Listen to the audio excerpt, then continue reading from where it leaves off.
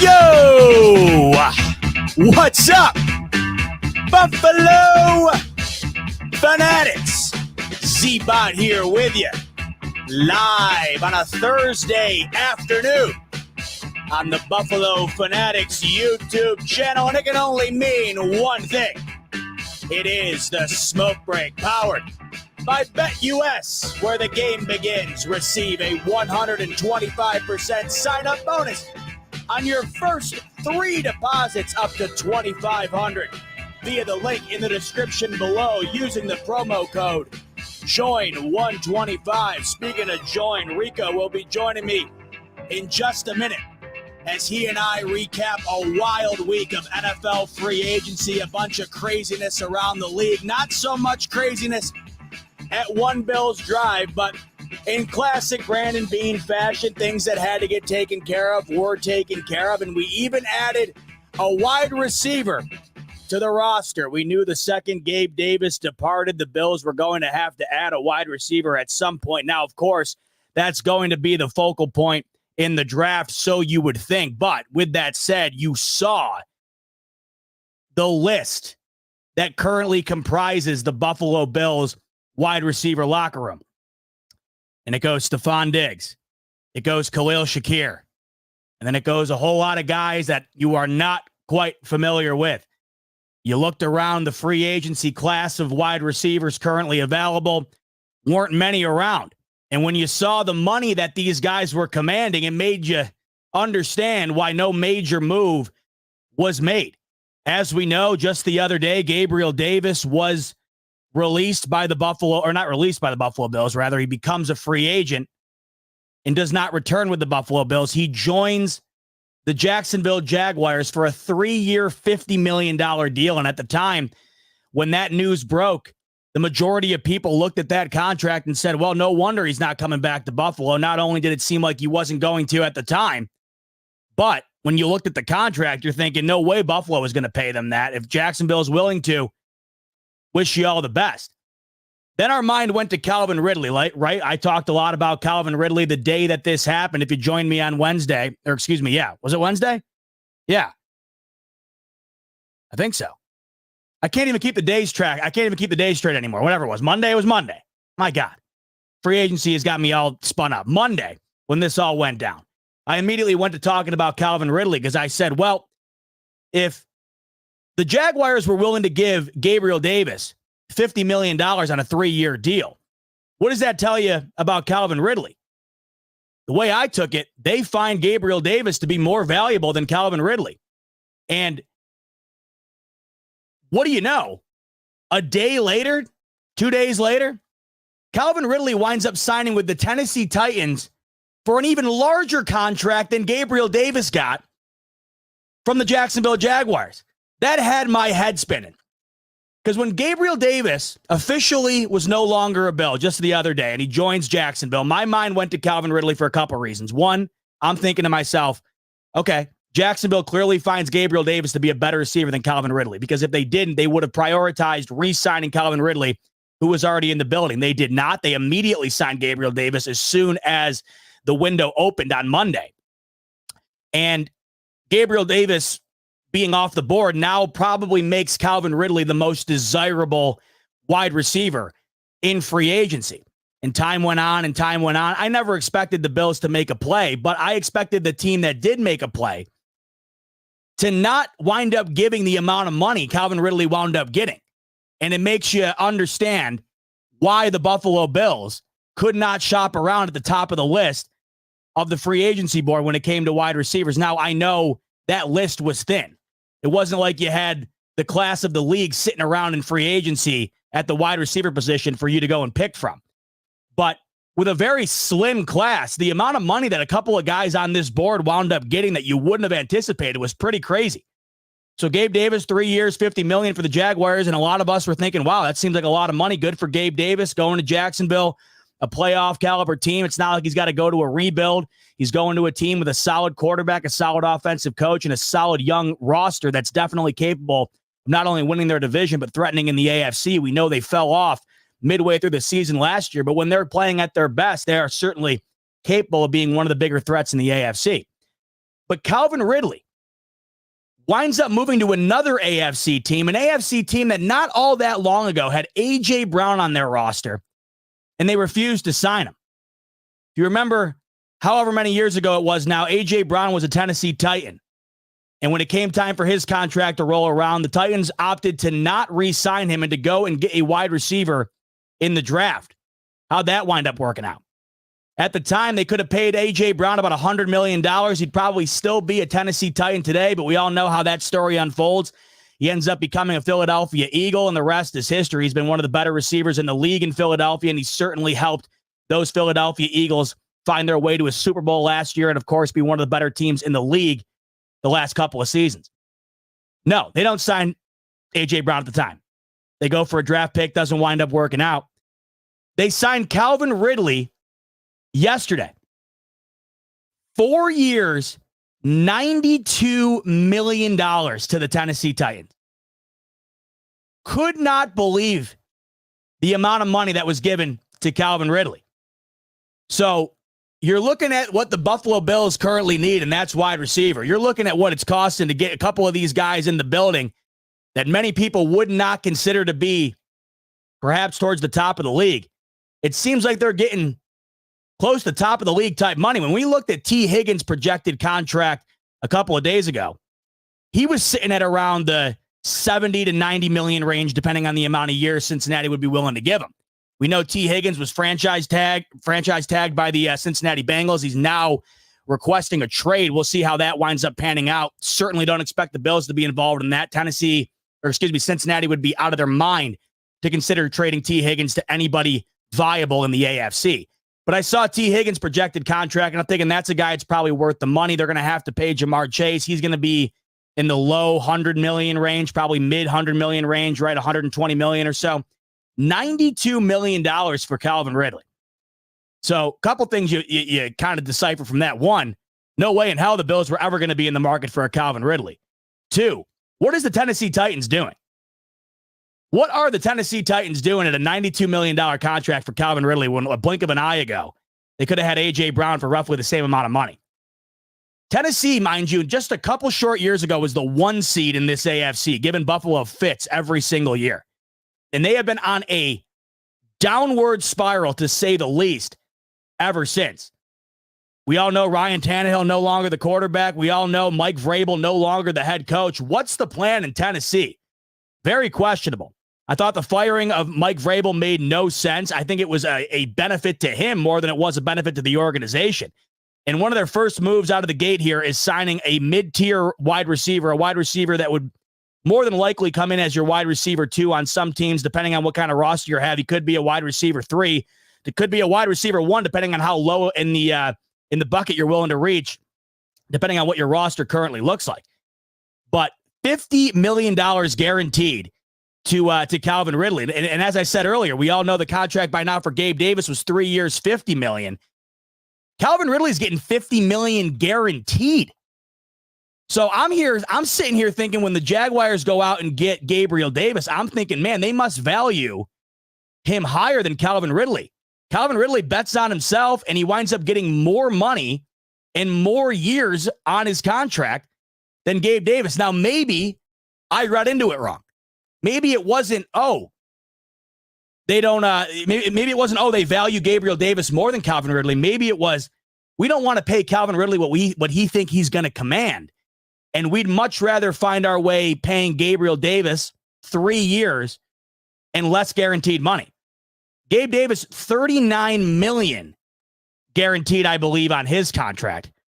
So you're talking about nearly $11 million less for Gabe Davis for these Jacksonville Jaguars, and it wound up costing the Tennessee Titans to bring in Calvin Ridley, who was just a Jacksonville Jaguar.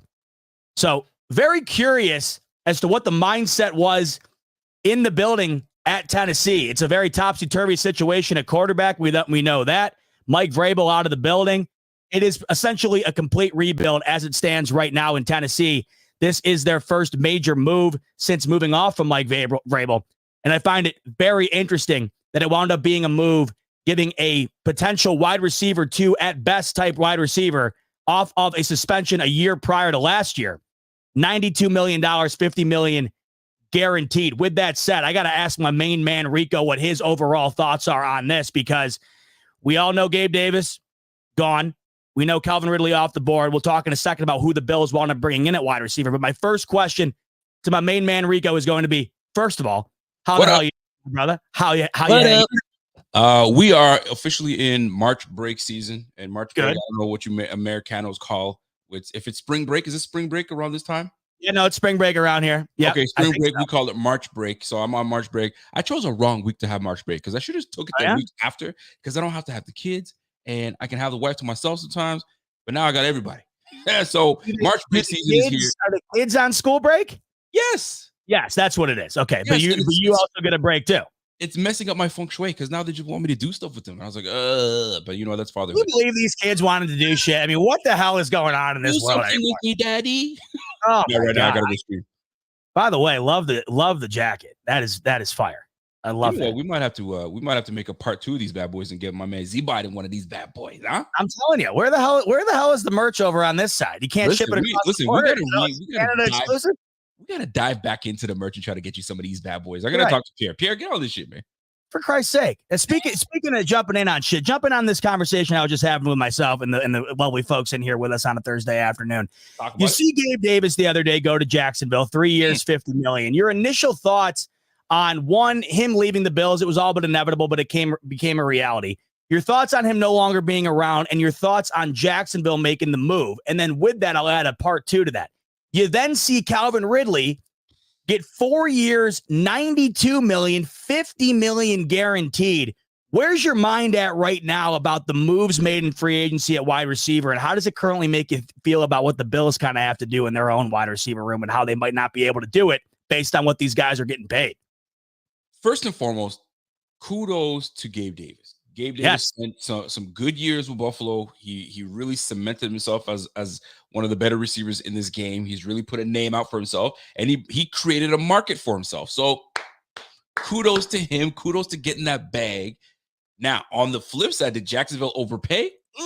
Just a little rich for the production that we got. I mean, maybe we feel some type of way because a lot of times free agents that are available look way more attractive to a new team. Like when Emmanuel Sanders became available to us, we're like, oh yeah, we get Emmanuel Sanders. But if somebody were like, yeah, Emmanuel Sanders was all right.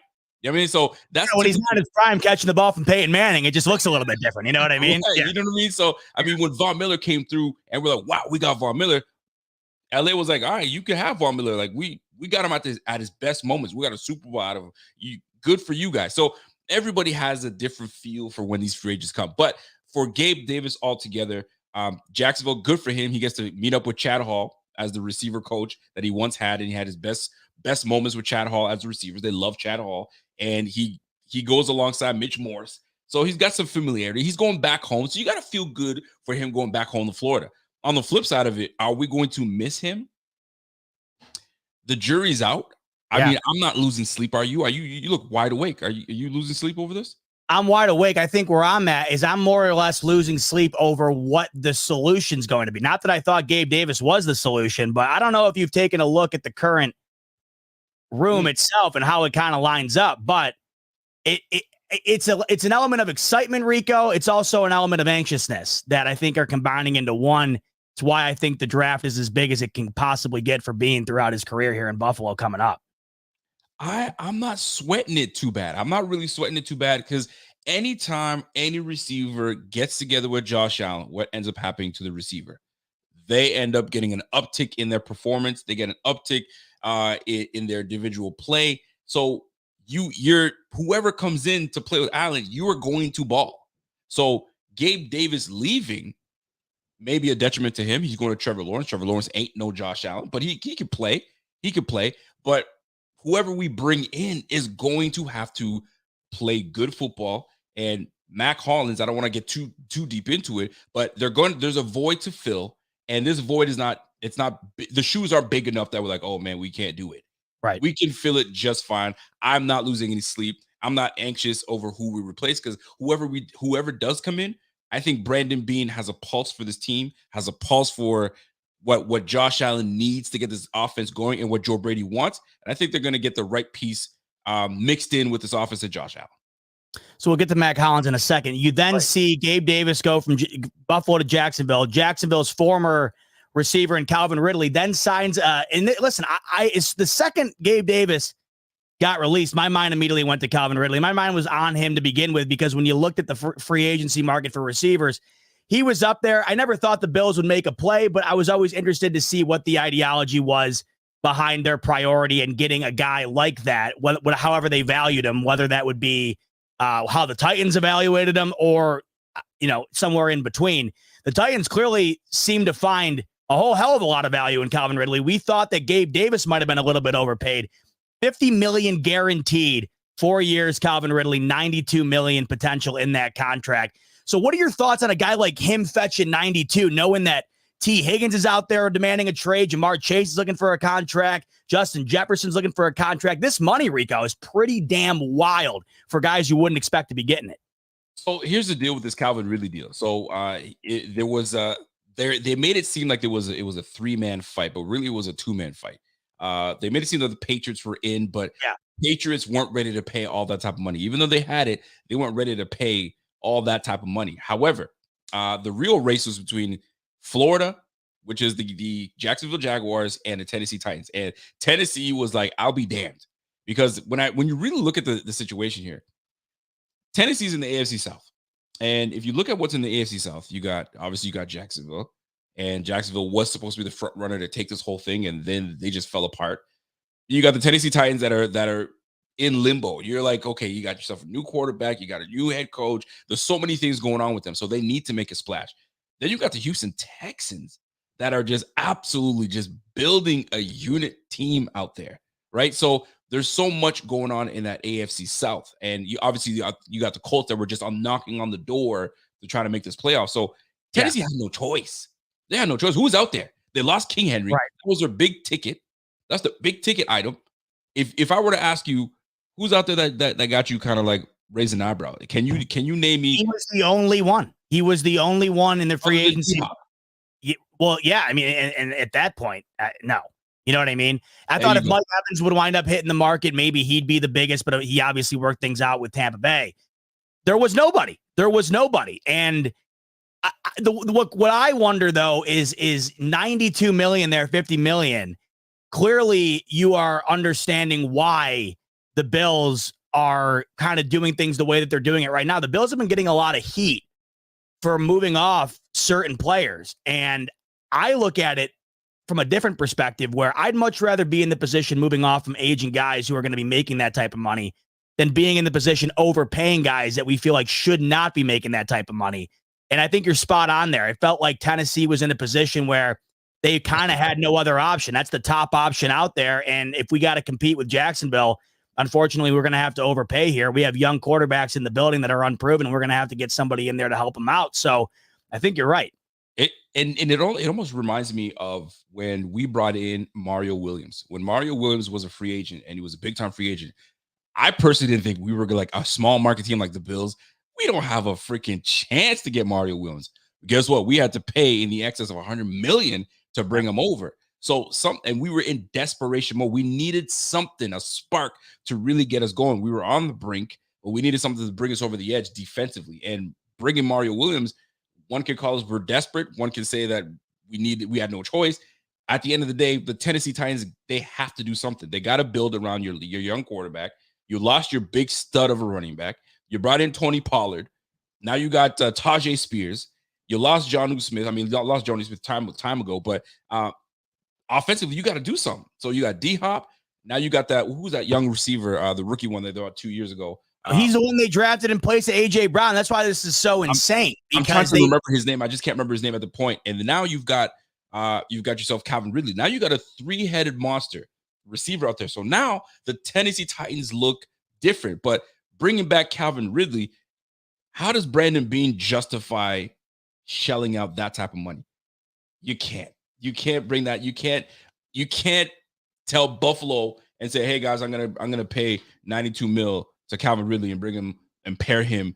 That means we're broke. We're not making any moves and we're done. And right now, Brandon Beane he's playing the long game. He's got to play the long game. He doesn't have to do the splashy splash.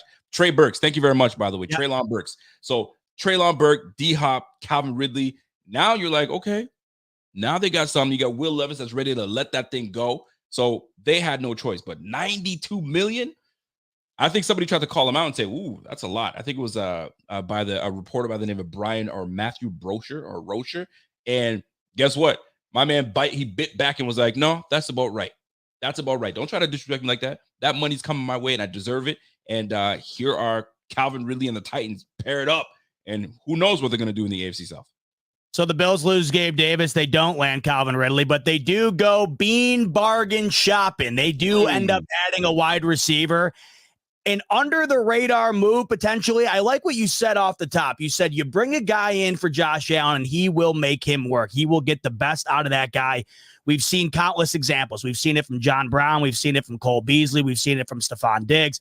We essentially have seen it from every receiver they played with but Calvin Benjamin, who, was, as Booger McFarland said, one Popeye's biscuit away from being a tight end. So that was the only one that never wanted. And Zay Jones, I guess, didn't wind up working out. We could have still found a way to retain Zay Jones, but that was way back in the early days. Outside of that, when Allen really started to get into his groove, not only did he get better with each addition, it really started with John Brown and Cole Beasley, and it got better ever since. All those guys got better. Allen got better as well.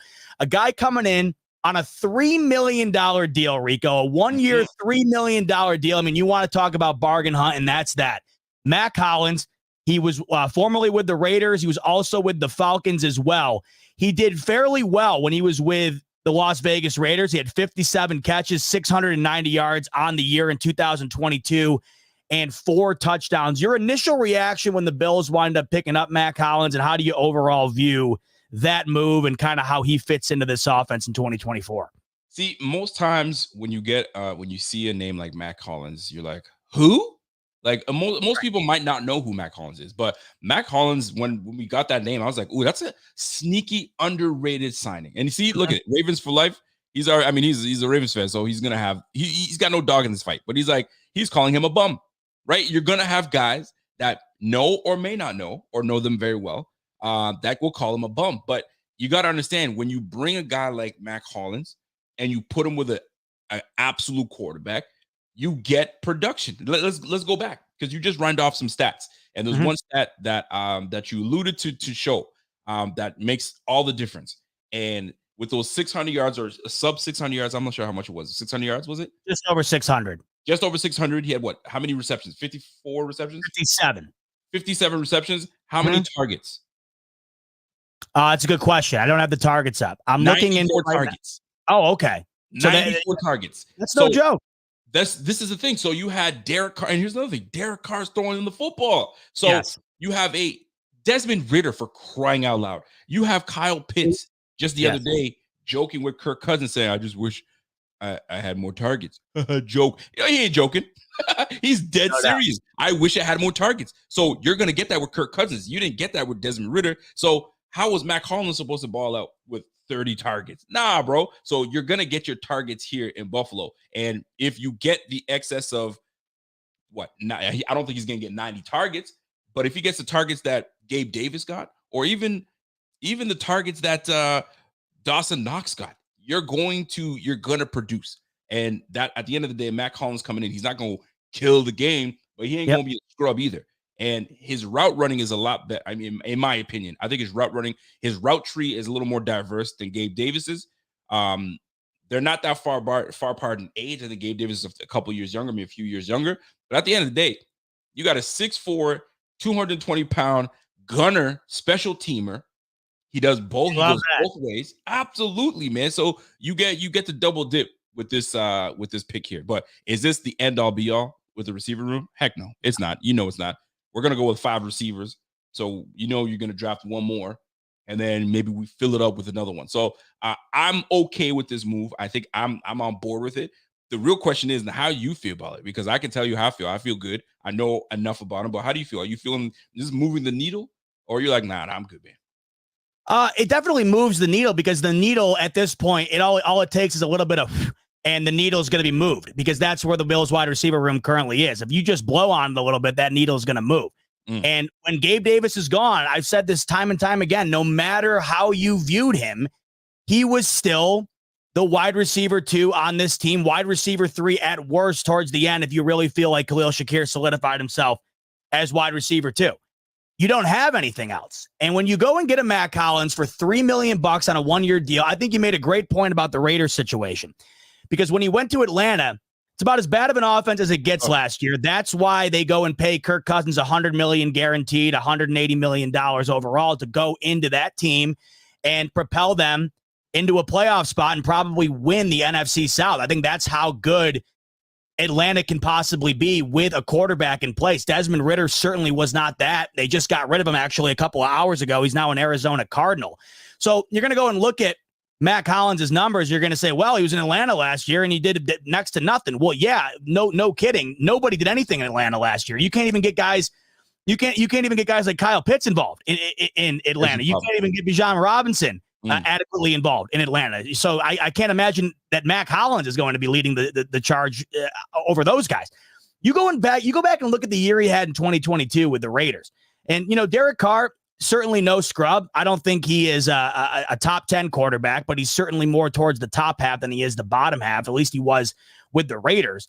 And Devontae Adams that year had over 1,500 yards, but you go down and look, and the next closest in that offense was Mack Hollins. He was second on the team in receiving yards, and obviously anybody who's on a team with Devontae Adams is going to be trailing him in sure, targets and receiving yards and all that. But as a solid second option, he was more than suitable for the Raiders with a decent quarterback situation. You're coming in now with a terrific quarterback situation. So I think that for the money paid, for the obvious need the Bills have, why not take a shot on a guy in Mack Hollins who had a pretty damn decent year, the one and only time he had adequate quarterback play.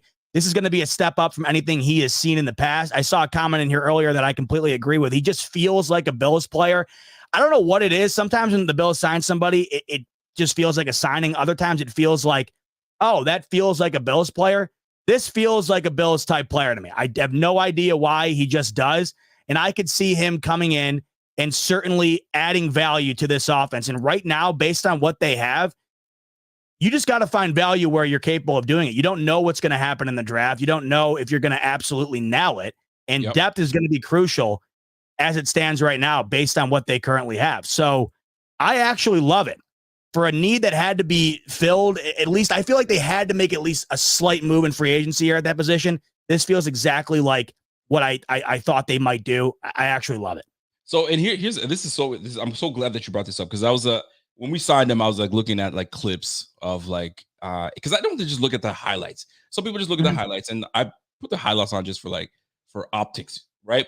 But then you want to look at like interviews and when he's at the podium And then how does he answer? What's he like? How does he speak? All those things, right? At least that's what I look for. So there was an interesting clip that I noticed. And I think there was a situation where he and his quarterback, Desmond Ridder, at the moment, I guess they had a disagreement. And I guess he got a little bit more, I guess he got animated on the sideline. We know all about animation on the sideline. So they asked him about this, and I want you guys to hear this audio. I hope you guys can hear it, and I'll give you an idea of how he answered. I thought it was really interesting. Check this out. Just hear the audio here. Give me a second. Let me just get my Bluetooth up because I had to turn the Bluetooth off earlier. But very interesting reply, because it's not a slight at whoever on this squad. It's just more interesting to hear his reply, which tells you, okay, this guy's going to fit in with the Bills, no problem. So hear this audio out. Let me know what you guys think. Week 5. I think the vibe is good. I think we're ready to put some work in this week and get back on track. That's the goal, like it is every week, to get a win. And obviously we haven't done that the last 2 weeks, so getting back on the road. Do you feel like, would you describe yourself as maybe like a passionate, emotional person that just needs to kind of express themselves during times when maybe things aren't going their way? So some might say we already have enough passionate when things are going our way. We already have that in Stephon Diggs. So this was interesting to me. I was like, oh, how is he going to answer this? So listen to his response here. Yeah, a little bit. I think, like, I've played in this league a long time, and I know I've been on different teams, and I know what our standard is and what we're capable of. And I know the things that Coach Smith has built us to become. And I know what we've done weeks leading up to games and what we should be playing at and the caliber we should be playing at. And we weren't playing at that caliber. So I was frustrated. But, like, none of it – obviously, looking at the clip after the game, it looks like I'm talking to Dez. Like, who the hell am I to tell a quarterback how to throw a ball? Like, have I dropped the ball? Yes. So, like, I have no business telling a quarterback how to throw a ball. That will never be something – I don't think any player should ever say something to another position about how they should play. I thought that was interesting. Now, receivers drop balls and stuff, but who am I to tell a quarterback how to do that? So, like, are there going to be moments where the ball doesn't go your way? And this is why I really appreciate about Gabe Davis. Gabe Davis, you never saw Gabe Davis do say a peep. He had 5 games where he had no receptions, not a single peep. You got to give big time respect to a guy like Gabe Davis. So when someone said Mack Hollins seems like a Bills guy, heck yeah, he's going to fit right in. He's going to know his role. He's going to do what he's got to do, but he's also going to get his numbers. So I find that very interesting in how that plays out. And Desmond Ridder was not very good for this team. You got to keep it real. The other thing you have to keep in mind, too, is there's a big difference between having your frustrations on an Atlanta Falcons team or a Las Vegas Raiders team, a 6-11 team or a sub 500 team, and being on the Buffalo Bills. I feel like you know better than to bitch if you're on a 1-year, $3 million deal for a team that has been a Super Bowl contender for the last several seasons and has one of the best quarterbacks in the league. I feel like you wouldn't even get that. It wouldn't even get to that question in Buffalo, if that makes sense, because I just don't think that's even on the brain. You're not asking about his frustration with Josh Allen because you won't see it. One, I don't think it'll exist. And two, look, if you're open and you're involved in the offense, Josh Allen will get you the ball. So I don't foresee it as an issue because Desmond Ridder won't, right? You're not good enough to be able to get guys the ball on a consistent basis when you're a Desmond Ridder. But when you're a Josh Allen, we've seen him get the ball to just about everybody. Is Khalil Shakir? Are we talking about Khalil Shakir if he's an Atlanta Falcon last year? Certainly not. Probably so not. that's why I think you come in and, one, there won't even be an issue. And two, I think that both parties will benefit from the situation that they're in. He's automatically in a much better situation. And it's one other guy the Bills have at their disposal to get involved and see what they can do with him. The Bills last year, if we think about it, if we think about what the Bills ended up doing in the latter half of the season, Gabe Davis had at least, how many games since Joe Brady took over did Gabe Davis have 0 catches? 2 or 3 with under Joe Brady? Probably, right? Stephon Diggs, nowhere near a game in the latter half of the year that he had in the beginning of the year. Yep. And really, there wasn't a single receiver on the field who had a breakout day once. But all they did was win. So I'm interested to see what the utilization of these different guys will be this coming up season that will vary from what it was this past season, because they found a way to be awfully successful doing a whole lot with not a whole lot. Even the guys that you would consider to be a lot. Stephon Diggs, it wasn't like they were winning games through Stephon Diggs. They were winning games through Josh Allen taking intermediate passes down the field and running the ball with James Cook and running the ball with Josh Allen himself. Plus that defense stood up, of course, as banged up as it was. So it's awfully interesting to me because, one, they certainly have to upgrade, and the capabilities of this team if they do upgrade. But two, we have seen their ability to win in different ways this past season. I think that's why we currently aren't as nervous going into the year with probably as thin of a roster as we've had with Josh Allen since the early days, just because I think last year was the first glimpse we got of this team can win in a variety of different ways. And I don't need guys streaking down the field for a score every time we need a score. So that's why I also will add another element to my reasonings for liking this move, because I just feel like that's kind of what the Bills might need to be for a bit until Kincaid fully comes into his own, Shakir comes into his own, right? They did it last year, and they did it against the Chiefs, the Dolphins, right? I mean, they did it in playoff type atmospheres. The Cowboys, certainly, they did it in playoff type atmospheres week after week after week. In Rico, they were a botched throw away from beating the Super Bowl champs in the divisional, and who knows what happens after that. And that's with a team that really wasn't doing a whole lot of wow, right? Not a whole lot, no, for sure. It might not be a big wow signing, but these guys have been doing a lot recently without a whole lot of bang. And I hope that continues. What I was talking about the other day, Rico, that I'm looking for this year, I want the median. I want what we saw last year. I know even when we were winning, I heard complaints.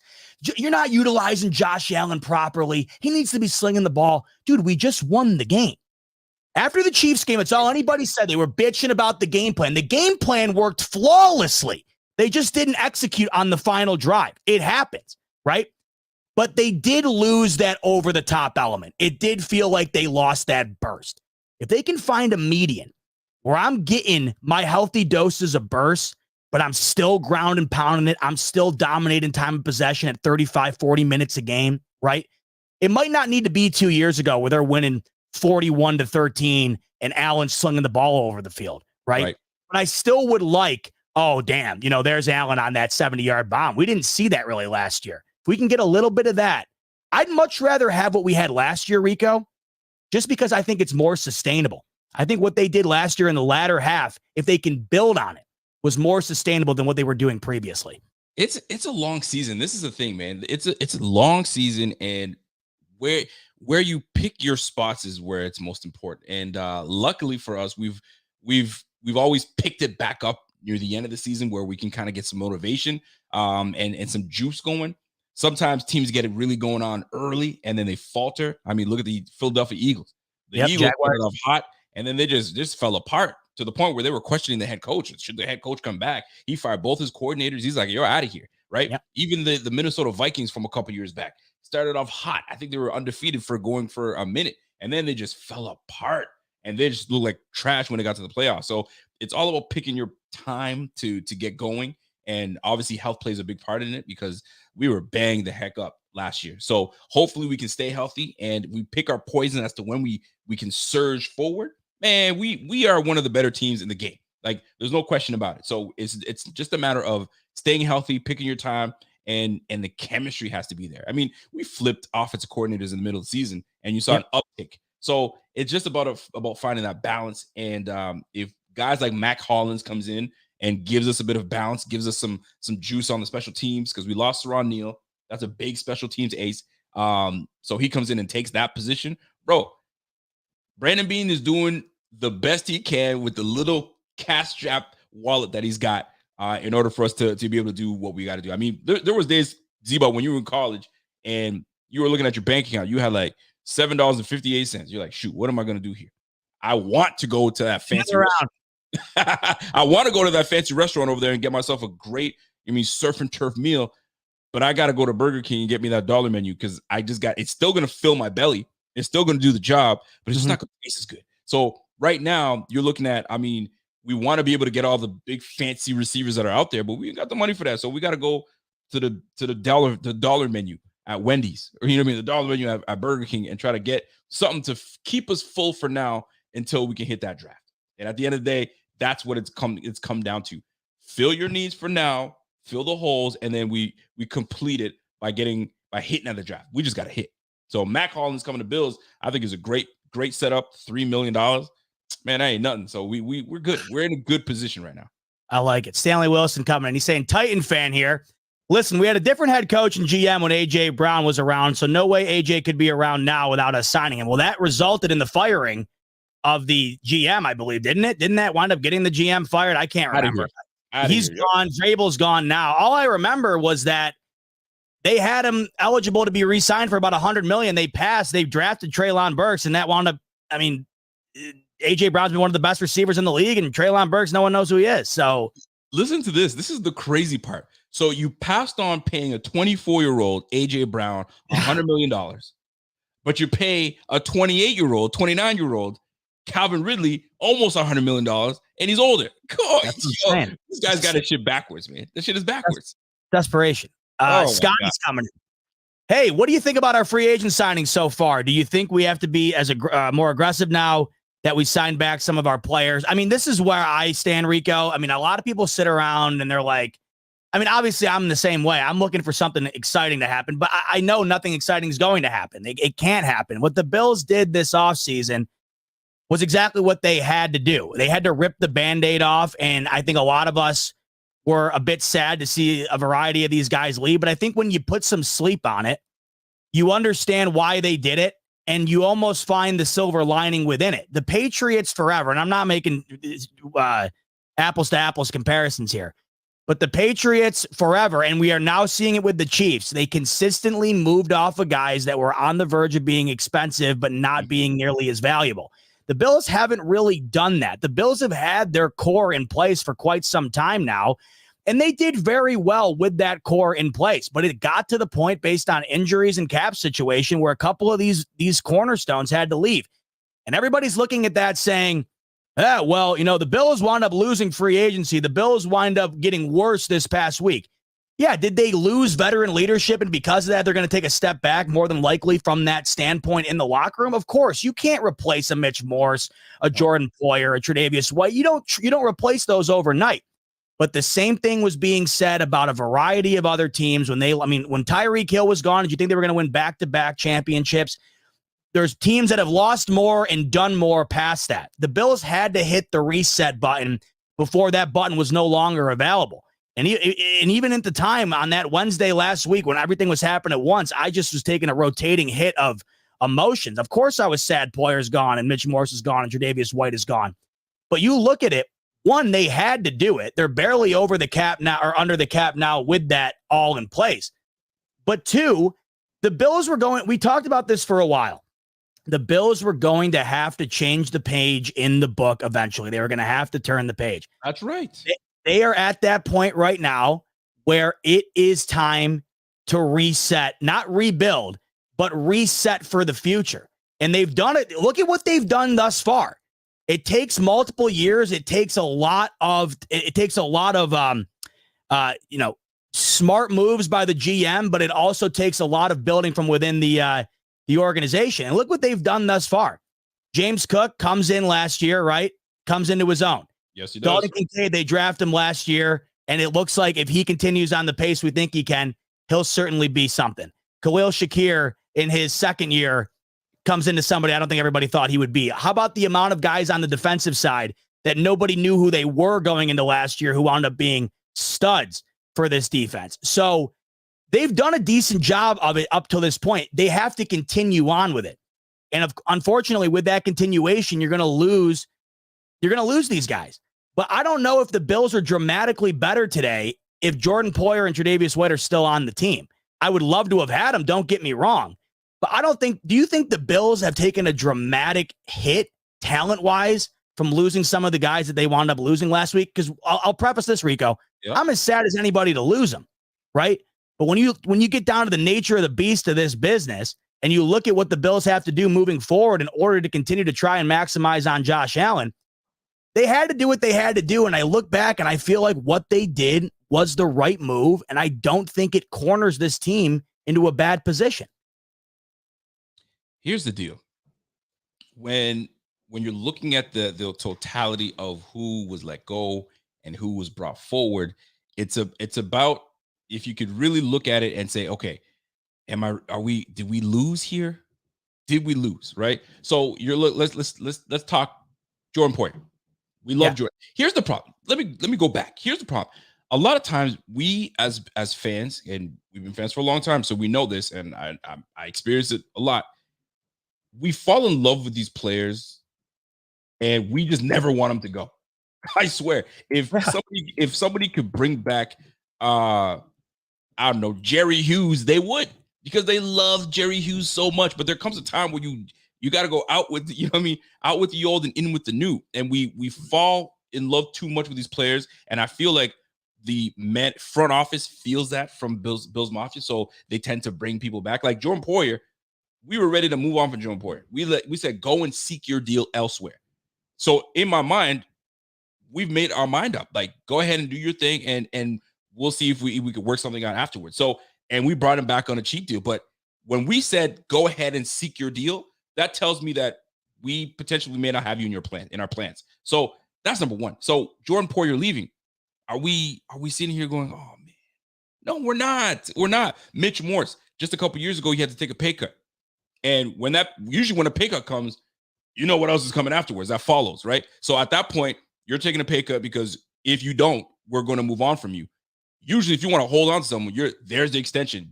Case in point, Deion Dawkins. Hey, we need to take a pay cut. No. We're going to extend you because we see you as part of this future. So nobody that we let go or we had to move on from should allow us to be like, oh man, we got worse, because we really didn't. We got younger. And that was the premise of this offseason. We need to get younger. You look at Kansas City. Kansas City had to play a lot of their young players. And guess what? They're hosting that Lombardi. So I'm not saying that this move is going to get us where we need to be, but it's closer. We're getting younger. We're giving these guys opportunities. Connor McGovern moves to center. David Edwards moves to left guard. So the nucleus is still good. We just moved on from an older face. So to me, I think we're just fine where we are. Did we get worse? No. Did we get better? Debatable, very debatable, but I don't think we got worse. I can't say we got worse, because we still got to hit the draft. There's still plenty of big names in free agency right now. I mean, if you look at, for instance, everybody's crying about safety, for instance, right? Kyle Duggar right now, they haven't really done anything. There's a transition tag on Kyle Duggar. We can still possibly hit Kyle Duggar. Cameron Curl is still out there, baller. Justin Simmons is still out there. Nobody's made a move at safety yet. It's odd. I'm telling you, Quandre Diggs is still out there. I'm not saying we're going to bring in Quandre Diggs, but I'm just saying there's still some good players out there that we're chilling right now. There's still so much free agency left. Don't forget, once this 90-man roster gets full, then you're going to have cap casualties. Then we're going to reshuffle this roster yet again. So it works. I mean, I think people are overreacting at these names being gone, but I think we're right where we're supposed to be in this transition to getting younger. While we're on that topic, let me just say this. People lie, Vegas doesn't. Let's go to our bet of the day, brought to you by BetUS. Because, Rico, let me tell you something right now while we're on this topic. You're saying, did they get any worse? Did they get any better? I don't think they got any better, but I personally don't think they got a whole hell of a lot worse. Vegas doesn't think so either, Rico. The Bills, as it stands right now over on BetUS, are the 1, 2, 3, 4, 5th in they're right towards the top when it comes to the Super Bowl favorite. Not only that, but they are still the favorite to win the AFC East by a pretty significant margin. You want to talk about a team that got worse? The Miami Dolphins probably got worse. But you look at the Buffalo Bills, right? Yeah, they lose multiple starters, veteran leadership, understandable. But the benefit the Bills have that a lot of these other teams don't, that winds up outweighing a lot of things that I think would be even more catastrophic without this, it's Josh Allen. The reason that the Bills are currently the AFC East favorite right now, the reason the Bills are right towards the top here as a Super Bowl favorite, is because of Josh Allen. Now, I look at this, Rico, and I'm thinking to myself, Bills, they're the favorite at plus money right now to win the AFC East. The way that you see it structured up right now with the Dolphins and the Bills, and then I guess potentially the Jets here at plus 285. We'll talk about Aaron Rodgers in a second. With all that in mind, do you think the Bills go and get another AFC East title this year, the way that things are currently stacked up, or do you see the throne being changed at some point coming up? Nah, the throne was going to change. It was when we were at our worst in terms of being healthy, and that would have been last year. And you had your opportunity, Dolphins. You had your opportunity. The Jets were out and injured, and they didn't have a starting quarterback. The Patriots are rebuilding.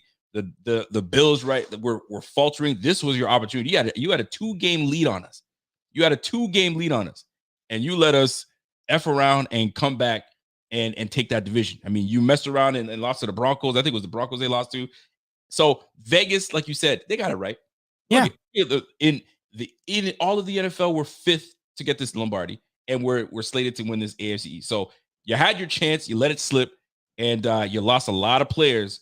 I'm not saying they got terribly worse, but they lost some key players on that team that doesn't allow them to push the envelope as well as people would think they did. They lost their defensive coordinator, so they got a whole new coordinator. They got an aging safety in Jordan Poyer, and I'm not saying he's going to be a scrub. He's not. You lost your defensive tackle, big star defensive tackle. He's gone. You lost your offensive lineman. He's gone to a $100 million contract, bro. Lost Van Ginkel. They lost multiple. They lost like 8. They lost 8 players last week, bro. They lost their safety, Deshaun Elliott, gone. He just signed. So the Dolphins had their opportunity, their window, if you want to talk about window, was open to take that AFC East. But I think we're going to take that shit back and run it back. I'm seeing plus 130 here, Rico. I'm throwing $100 on that before the line moves. Are you going to do it live right now in front of everybody? I did it live right now. I threw $100 on the Bills plus 130. If you can still get it at plus money, why not? By the way, link in the description below. You can get 125% sign up bonus on your first 3 deposits up to $2,500 with Click the promo code. My man just said, let me put that shit on there. 25. Why not? Dude, plus money. And you want to know, back to the question you were just posing.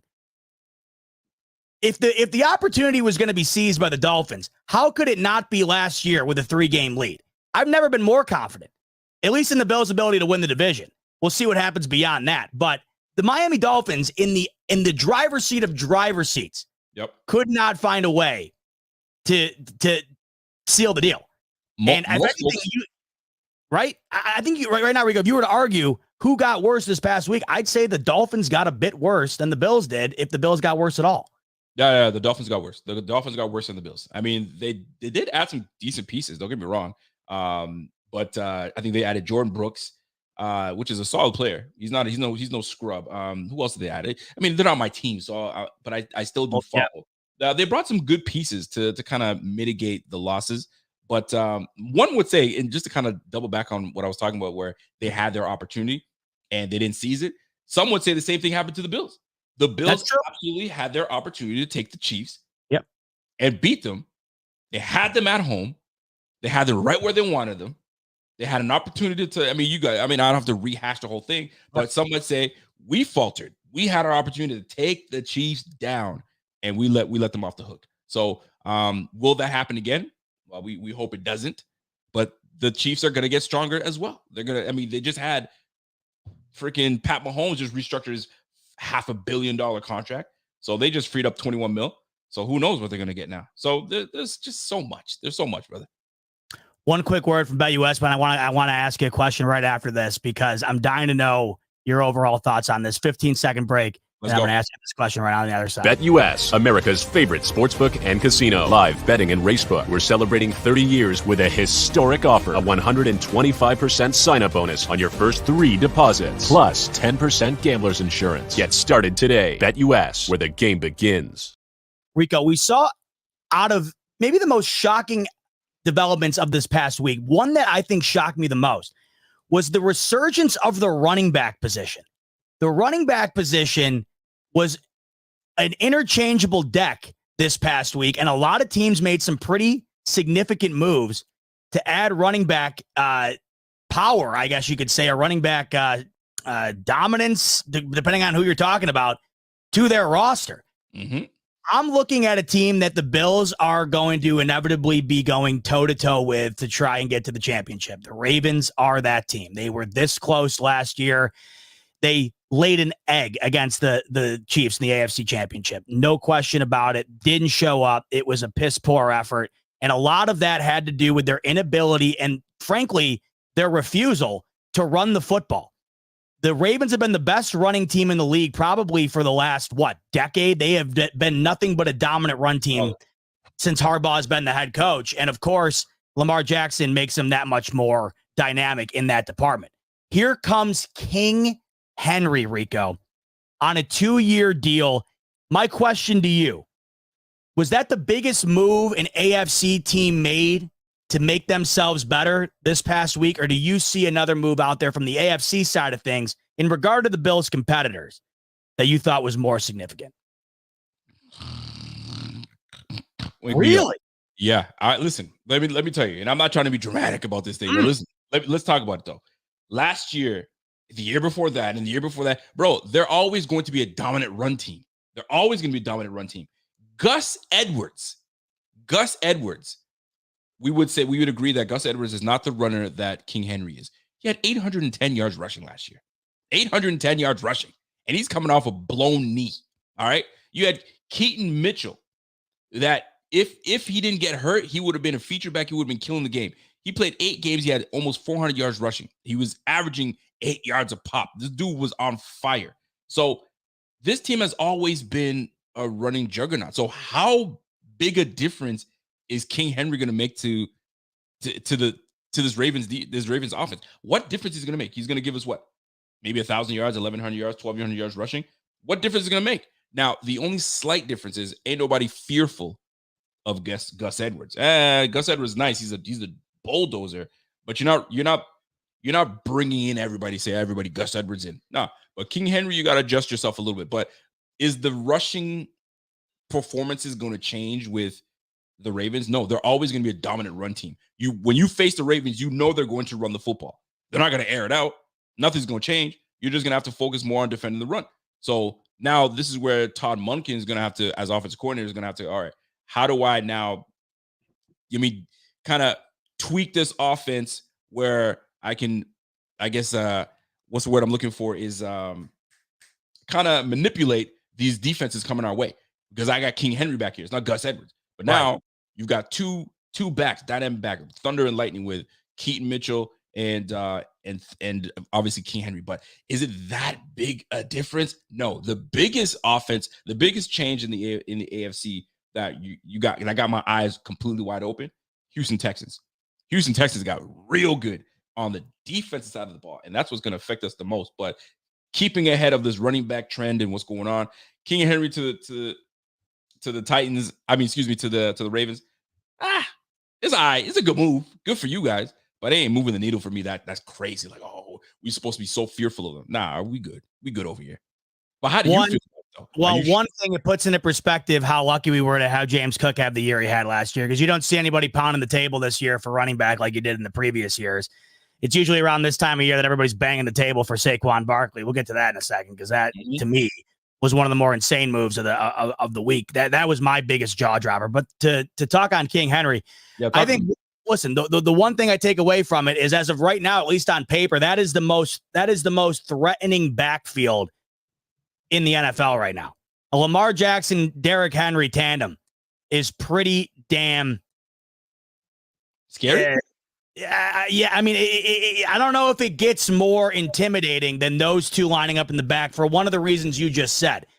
You now have an entirely different element you have to plan for going into the week as far as defending is concerned. Because, yes, Gus Edwards still was a more than serviceable running back for that team. And, of course, they were still running the ball very well without Derrick Henry. But I just think Derrick Henry still has a couple of years of tread left on that tire that he's going to really he's going to exhaust all of it on this team, just because this is his best chance, I think, to be a champion. I think that Derrick Henry has been probably the best running back, or one of. Derrick Henry's been one of the best running backs of the last decade, I would say. And I think he's probably going to be one of the last of his kind. I agree. So I think because of that, he's got to be aware of it. He's got to be aware that things were dying pretty rapidly in Tennessee, and he's gotten a rebirth for a team that, if they just showed up, could have easily have gone to the Super Bowl last year had they had played the way that they had played all year, and they didn't. So if Derrick Henry comes in and plays, and we've seen this before, Rico, where there's a change of team and you get like one incredible year.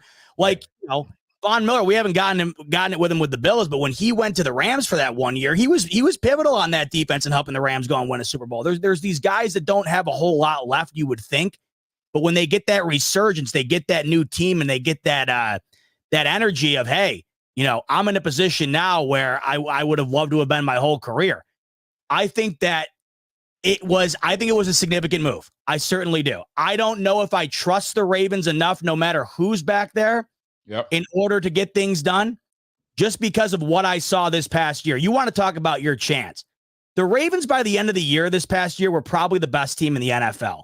And they looked like one of the worst in the league as far as playoff teams were concerned against those Chiefs offensively. They could not do anything. And people were bitching about what the Bills did a week prior, and the Bills were a night and day challenge for the Chiefs the week prior. And the Ravens, certainly based on what what they were putting out on display at the end of the year, they were playing far better offense than the Bills were. So I have a lack of trust for the Ravens overall, no matter really who's on that team. Yeah. But it tells you one thing, Rico, above anything else. They are all in. They're all in. You go out and get a Derrick Henry for that type of offense. If it works, I'll just say this, Rico. If it works and they get the best out of King Henry, that's a scary ass team. I get what you're saying, just because I understand that you're saying they've always been a good running team. How much better will it be? I get that, but you can't tell me that when that team walks out there in the All Blacks and Derrick Henry's big ass is back there behind Lamar Jackson, that doesn't look like, with Derrick Henry with the all black uniform on with a black visor, that's not going to look like one of the most intimidating teams in the league. Will it actually be? I think it all comes down to what Derrick Henry still got left. And I think we saw last year with a pretty damn bad Tennessee Titans team, Rico, he's still got a lot left, or at least a lot left over the next couple of seasons that he can exhaust with his Ravens team. There is no question. And I don't want people thinking that I'm saying I'm snoozing on King Henry. He's a beast. But I'm saying the Ravens in totality, they're always a run-heavy team. So it's going to be no different than for us to focus on defending the run. And it's not the first time we're going to face Henry, and it won't be the last. And it's not like we don't know how to really slow him down, because you don't stop that, brother. You slow him down. So it's going to be interesting. I mean, do they look more scary on paper? You just nailed it, 1,000%. But at the end of the day, I think I feel good with what the Bills are doing. I feel good with what the Ravens have done. They look good. They made one addition where it's a key addition, but I think there are teams in the AFC, like the Texans, that have really opened eyes and saying, listen, we're going for it all. We're going for it all. And it looks like the Texans to me, but Ravens will be interesting to watch. Yes. Because they lose OBJ, Isaiah Likely, Zay Flowers, and Rashad Bateman. So will they add to the receiving core? I'm sure they will. But we'll see. And you got David, and you got Andrews as well, Mark Andrews. So it's gonna be, that's a good team. Don't get me wrong. Ain't nobody sleeping on them, but that's a good squad. It's a good squad. Ravens for life is, there is no RB in the NFL like Henry. You're right, and there probably will never will be. There hasn't been. Like Z-Bot said, man, that's the last of a dying breed. You ain't gonna see that anymore. Like when I was growing up, like you had Jerome Bettis, right? You had Edgerrin James. Like you had, I mean, Adrian Peterson was like that first. In like him and Chris Johnson were like that first hybrid where it was like, what the hell is this type athlete? But when I was growing up, you had guys that were comparable, at least as far as their style of play, to Derrick Henry. Derrick Henry, over any of those guys, not only is he that type of runner, but he's also a foot taller than all those other guys. He also has the speed he used to, at least. He also has the speed of any top caliber running back in the league. I just think that throughout the last decade, you want to talk about a team that would have been irrelevant if it weren't for a running back. It's the Tennessee Titans. And I don't think you can say that about any other team. Maybe the only other team you could have said that about was the Panthers when they had Christian McCaffrey. Other than that, were the Tennessee Titans a 1 seed, much less a playoff team, if it weren't for Derrick Henry over the course of the last decade? Were they a threat as much as they were over the last decade with Ryan Tannehill and, decent offensive weapons around him. He was the one guy in the league to me, Rico, outside of running back or outside of quarterback, that was truly the face of the franchise. You know what? This thought just came to me. And I mean, it's not a, and by the way, shout out to John Marlowe. He says, I'm blessed I've seen Dickerson, Sweetness, Payton, Marcus Allen. Yo, those were solid back. Oh man, you got me going back because I love the running backs. But anyway, when you're looking at the Titans and you're talking about how good the Titans were and King Henry, then it made me think, because they ran that offense through King Henry. Ryan Tannehill ran it through. It was like the focus was King Henry first, then whoever on the back end. But when you go to the Ravens, I don't know if the chemistry is going to be there as much as you think, because they just went away from the Greg Roman type of offense where it's run through Lamar, running the football. They went to more of a pass heavy. They went to Todd Monken, which is going to pass the ball way more. So will that dynamic work? Is Henry going to be like, yo, I'm used to getting 20 plus touches, bro. Where are my touches at? And the offensive coordinator is like, this is not that type of offense, bro. You're just going to have to deal with 15. Or do they go back to the old Raven way of giving the ball to the running back 25 times? And then now you make yourself one-dimensional once again. So you want to be able to be more fluid in passing the football and running the football. So do they go the route of giving? And this is the problem with bringing big time backs to your program, is they're going to be needy. They're going to want that football. Now the question is going to become, how often do I give it to you? And will you be happy with 15 touches, right? Because he's used to the offense running through him. You can't run through it. Now you got a 2-time MVP and Lamar Jackson that the offense runs through him. And you want to be able to pass the football, because a lot of times ain't nobody trying to go to the Ravens as a receiver to get the ball passed to them, because it's a run heavy squad. So you're going to go back to run heavy. Yo, I'm going somewhere else where I get the football. So that becomes a dynamic that you got to look forward to and pay attention to. Will the chemistry be as good? And that's what I stand on. And another thing, I think it was Blanton, Terrence Blanton mentioned it. He's going to the AFC North, the black and blue division, man. Listen, the Pittsburgh Steelers got Patrick Queen. They got TJ Watt, Alex Highsmith. They just signed Deshaun Elliott with Mika Fitzpatrick. That defense just got better just right there. They got Joey Porter Jr. on the side. That's a good squad right there. So they're going to have their hands full. The Ravens are going to have their hands full within their own division. And then we'll see how it all plays out. The NFL's fun, man. This part of the year is always the most fun, because now you guys start seeing pieces get moved all over the place. It's like, what? Craziness. Love it. B. Sully saying Ryan Clark said the Bills' windows closed and on the Stephen A. show, and Lamar is better. Good. Anything Ryan Clark says, the opposite happens. So I love that. That is fantastic. B. Scully, thanks for sharing. I love to hear it. I'll bite my tongue on Ryan Clark. I'll just say that. I don't know about you, but I will. No, you talk about it, Z-Bot. Say what you chest.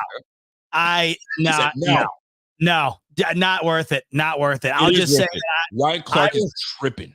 Ryan Clark is absolutely freaking tripping. What are you saying? Lamar Jackson's a better quarterback. Listen, I'm gonna say something, man. Ryan Clark, I like Ryan Clark. I think he's a very intelligent dude. I think he's been doing a little too much these days when he was talking about the contract with all that. But every time he steps on a set, bro, you need to stop that bullshit, bro. You can't tell me Lamar Jackson's the better. And then it was shut down. And I don't know who was it that were Mad Dog Russo. Mad Dog Russo shut it down. Was like, who do you trust in the playoffs, Josh Allen or Lamar Jackson? And they both shut up. And that's what it comes down to. All over Josh Allen all the time too, though. They all do. They all do. And guess what? Josh Allen is still a top 5 quarterback in this game. I said 5 because I'm being nice. He's a top 5 quarterback in this game with all the turnovers and all that stuff. But guess what? When it comes down to playoff time, this is when he shines. He doesn't lose the game for the team. It's usually somebody else. He's the one who shows up. He shows up. Did Lamar Jackson show up? Oh, it's because, buddy, if he didn't stretch over the line, he would have. If Stephon Diggs didn't drop that football right in his basket, we're talking a different tune. So these guys can pick and prod at what they want, but I don't want to cuss today, but yo, be quiet, Ryan Clark. And I get it. Being on TV, doing all that stuff every single day, I mean, it becomes tough. But like, yo, stick to it. Don't be capping and just tell the truth. Yo, ain't no way you're going to put Lamar Jackson and Josh Allen on the same pedestal. You can't. And I like Lamar Jackson. I'm a big fan of him. But Josh Allen's light years ahead of him as a quarterback. Get the fuck out of here with that. I love Lamar Jackson. It sucks you can't. You no longer can just be a fan. Like, I don't even think the comparison between Lamar Jackson and any other quarterback is even completely fair. It just seems like there's a totally different, like, to me, how can you compare Josh Allen, who is like 6'4", 250, to Lamar Jackson, who is maybe the most elusive quarterback ever? And it's a complete, like, when you're watching those two, I don't even know how to describe this other than you know what I'm talking about. When you watch these guys, it's not the same. Like, even though the position's the same, it's not the same. Like, when you're watching Josh Allen and Tua Tagovailoa, right? That ain't the same position. I feel like it's the same with Lamar Jackson and Josh Allen, but at an elite level. When I'm talking about Josh Allen and like Tua, the difference is because one is that dude and one isn't. Lamar Jackson and Josh Allen are both that dude. But I think that the way that the Ravens offense is structured and the way that Lamar Jackson succeeds is in a different category than the way Josh Allen does. And I don't think either category, it all depends on your preference, I guess. To me, at the end of the day, Patrick Mahomes is in a class of his own because of the ability to win football games, right? And he has the ability to be, I think, really good at taking a dip from all of the pools. The Lamar Jackson pool of the elusiveness, the Josh Allen pool of the scramble ability, the who's like the almost the Tom Brady, Drew Brees type aspect of the pocket passer, right? Okay. I think that's what makes him different than the rest. Is I think he has the perfect blend of everything.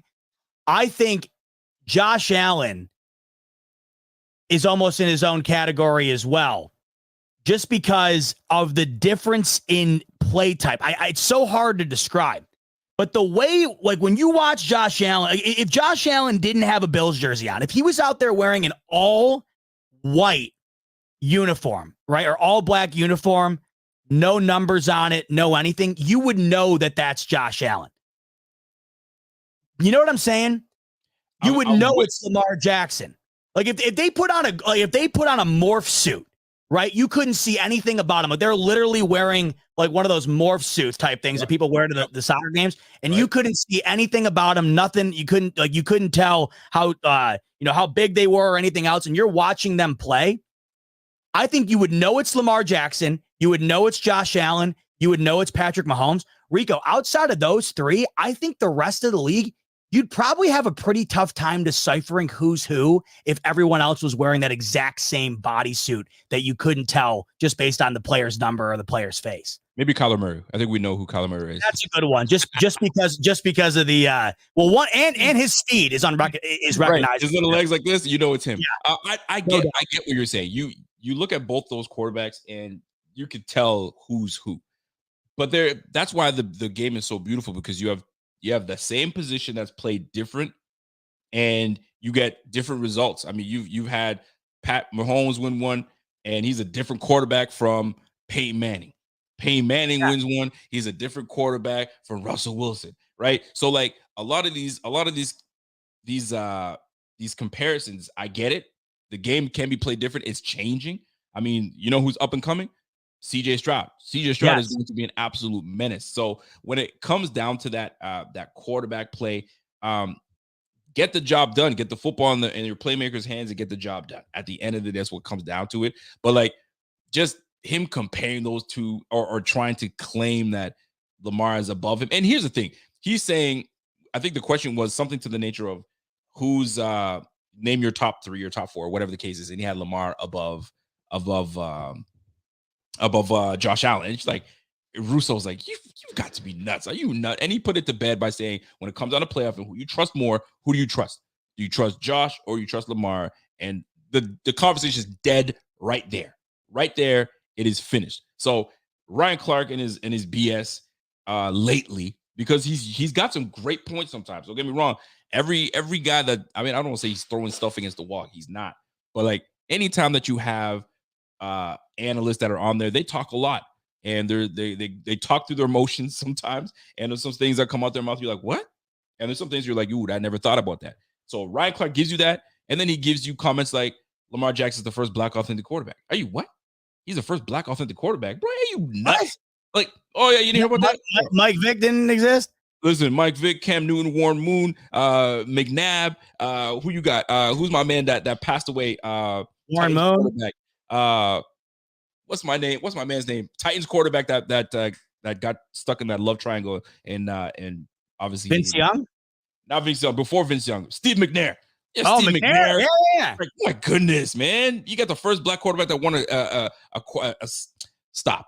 Just your Ryan Clark be tripping sometimes, and in this one, he's tripping all over the place, man. He's all over the place tripping. But anyway, not to go to Ryan Clark's nonsense, but at the end of the day, when it comes down to quarterback play, bro, Josh Allen is one of one. He's yes, that's all I'm getting at with those three. What I hate about this argument all the time, and one to me, there's two reasons why I hate this argument. One, there's no argument to be had anymore against Mahomes. We can sit and argue about it until we're blue in the face. You don't have anything to back it up because it's all going to come down to what you have on your shelf. The other two guys don't have anything comparable, so you can't do it, right? So to put that aside, that's one reason why I hate it. But the other reason why I hate it is I think that these three quarterbacks right now, back to like my whole morph suit analogy thing, I just think that they're in a category of their own. They're three completely unique, dynamic quarterbacks in their own way that I just think is must-see TV. Those three guys right now are some of the most entertaining shit in sports the last decade, in my opinion. And I think that that's why I hate the constant, like, pitting against one another. Yeah. Because I just think that that's as good as it gets right now. And I think it's in a variety of different ways from each guy. So to argue against one being better than the other, I just don't see the credence behind it. I really don't. I don't get it. And every year, except for maybe Pat Mahomes, because Pat Mahomes is just that dude. He's just that good. But like that top five usually just it moves up and down. It's like a graph. It's like, okay, sometimes Josh up there, here comes Joe Burrow. Oh shit. Here comes Justin Herbert. Tua Tagovailoa gets in there. Dak Prescott. It just keeps moving, right? Everybody's got a year. Like Josh Allen might come in this year and have a fucking awful year. Or he might have an elite year and actually win the whole MVP and we win the whole damn Super Bowl. Pat Mahomes comes in and has a terrible year. You just never know. Every year is different, but Pat Mahomes, that dude, man. But that top five, it moves up and down. It really moves up and down at the end of the day. But I'm happy with who the quarterback we got. I'm sure you're happy with who we got. It's about taking steps forward and seeing all the moves happen around the NFL is absolutely insane. It's been a carousel of players moving around, staying in the division. I have a question for you, brother. How do you feel about what's his face? Saquon Barkley going to the Eagles? Do you feel that changes anything? Or does that feel like to you King Henry going to the Ravens? See, it's funny. I have your take about Derrick Henry on the Ravens for Saquon on the Eagles. I think, one, there's too many mouths to feed. You already had A.J. Brown last year bitching up a storm that he wasn't getting the ball enough.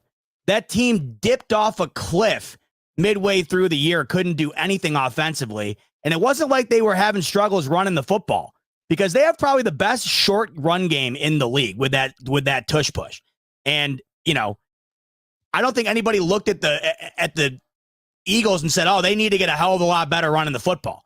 I mean, a year prior, they probably had the best offense in the league. And last year they did until they didn't. I mean, all of a sudden it just died. They gave Saquon Barkley upwards to $47 million.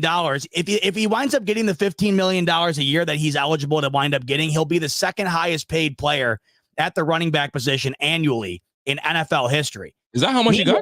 47 mil or 37 mil? I can't remember what it was. It could go up to 47 with the incentive. Oh, wow. So if he ends up getting there, Schefter had said it would end up being over 15 million a year if he hits all the incentives, which would be the second highest ever for a running back. And I'm looking at, you know, that team overall. And I felt like it felt like the assets that they have in the cap space should be dedicated to safety in the back end of that team, because they probably had the worst secondary in the history of, or in the National Football League last year. It was egregious. I think people underestimate just how bad the the defense was for Philadelphia in the latter half of that year.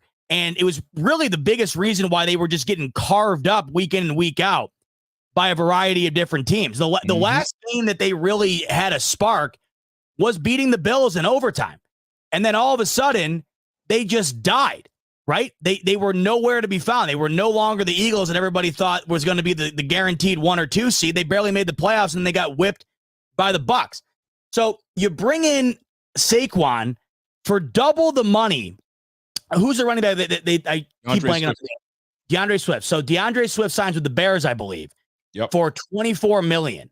That's a good deal. So that's what I'm saying. So my biggest question when I saw it was, is Saquon off an injury and multiple injuries at that worth potentially double the amount of money for this offense? You go and also look at the Seattle situation as far as the cap is concerned. You understand why they did it. Their entire offense is almost completely backloaded. Like this year, AJ Brown's making about $1 million. Jalen Hurts making $1 million. Lane Johnson's making $1 million. 2-3 years from now, the chickens are going to come home to roost for the Eagles. So I guess I understand why they're going out and trying to do this. Yep. I just don't know if it was necessary. The amount of money that they gave him, I felt like on paper, Rico, it doesn't. I don't think it gets much better than the Eagles. So this to me, the amount of money they gave him. One, I can't believe it's the Eagles. I was talking about this the other day. Like, if you're a Giants fan, you just got to be absolutely sick. But once you see the money, I don't know if you're as sick as you might have been not seeing it. I don't know, man. Obviously, it makes him better, and I love Saquon. He's one of my favorite players. But with the injury history and the amount of money given, plus what they already have, I don't know if that's the move I would have made. And I don't know how much better. Does it make them that much better based on what they're paying him? How much better does it make them? I don't know. This is what who was it? The former Steelers running back. Sometimes I get too into my head and I keep forgetting these. You guys help me out. You went from the Steelers and then you went to the Jets. Le'Veon Bell. Love Le'Veon Bell. When he was playing, he was my favorite back. I thought he was fantastic. Le'Veon Bell did a mistake by not taking that big deal. Oh yeah, in Pittsburgh. And he's like, no, running backs deserve more. We deserve more. And he was fighting for that.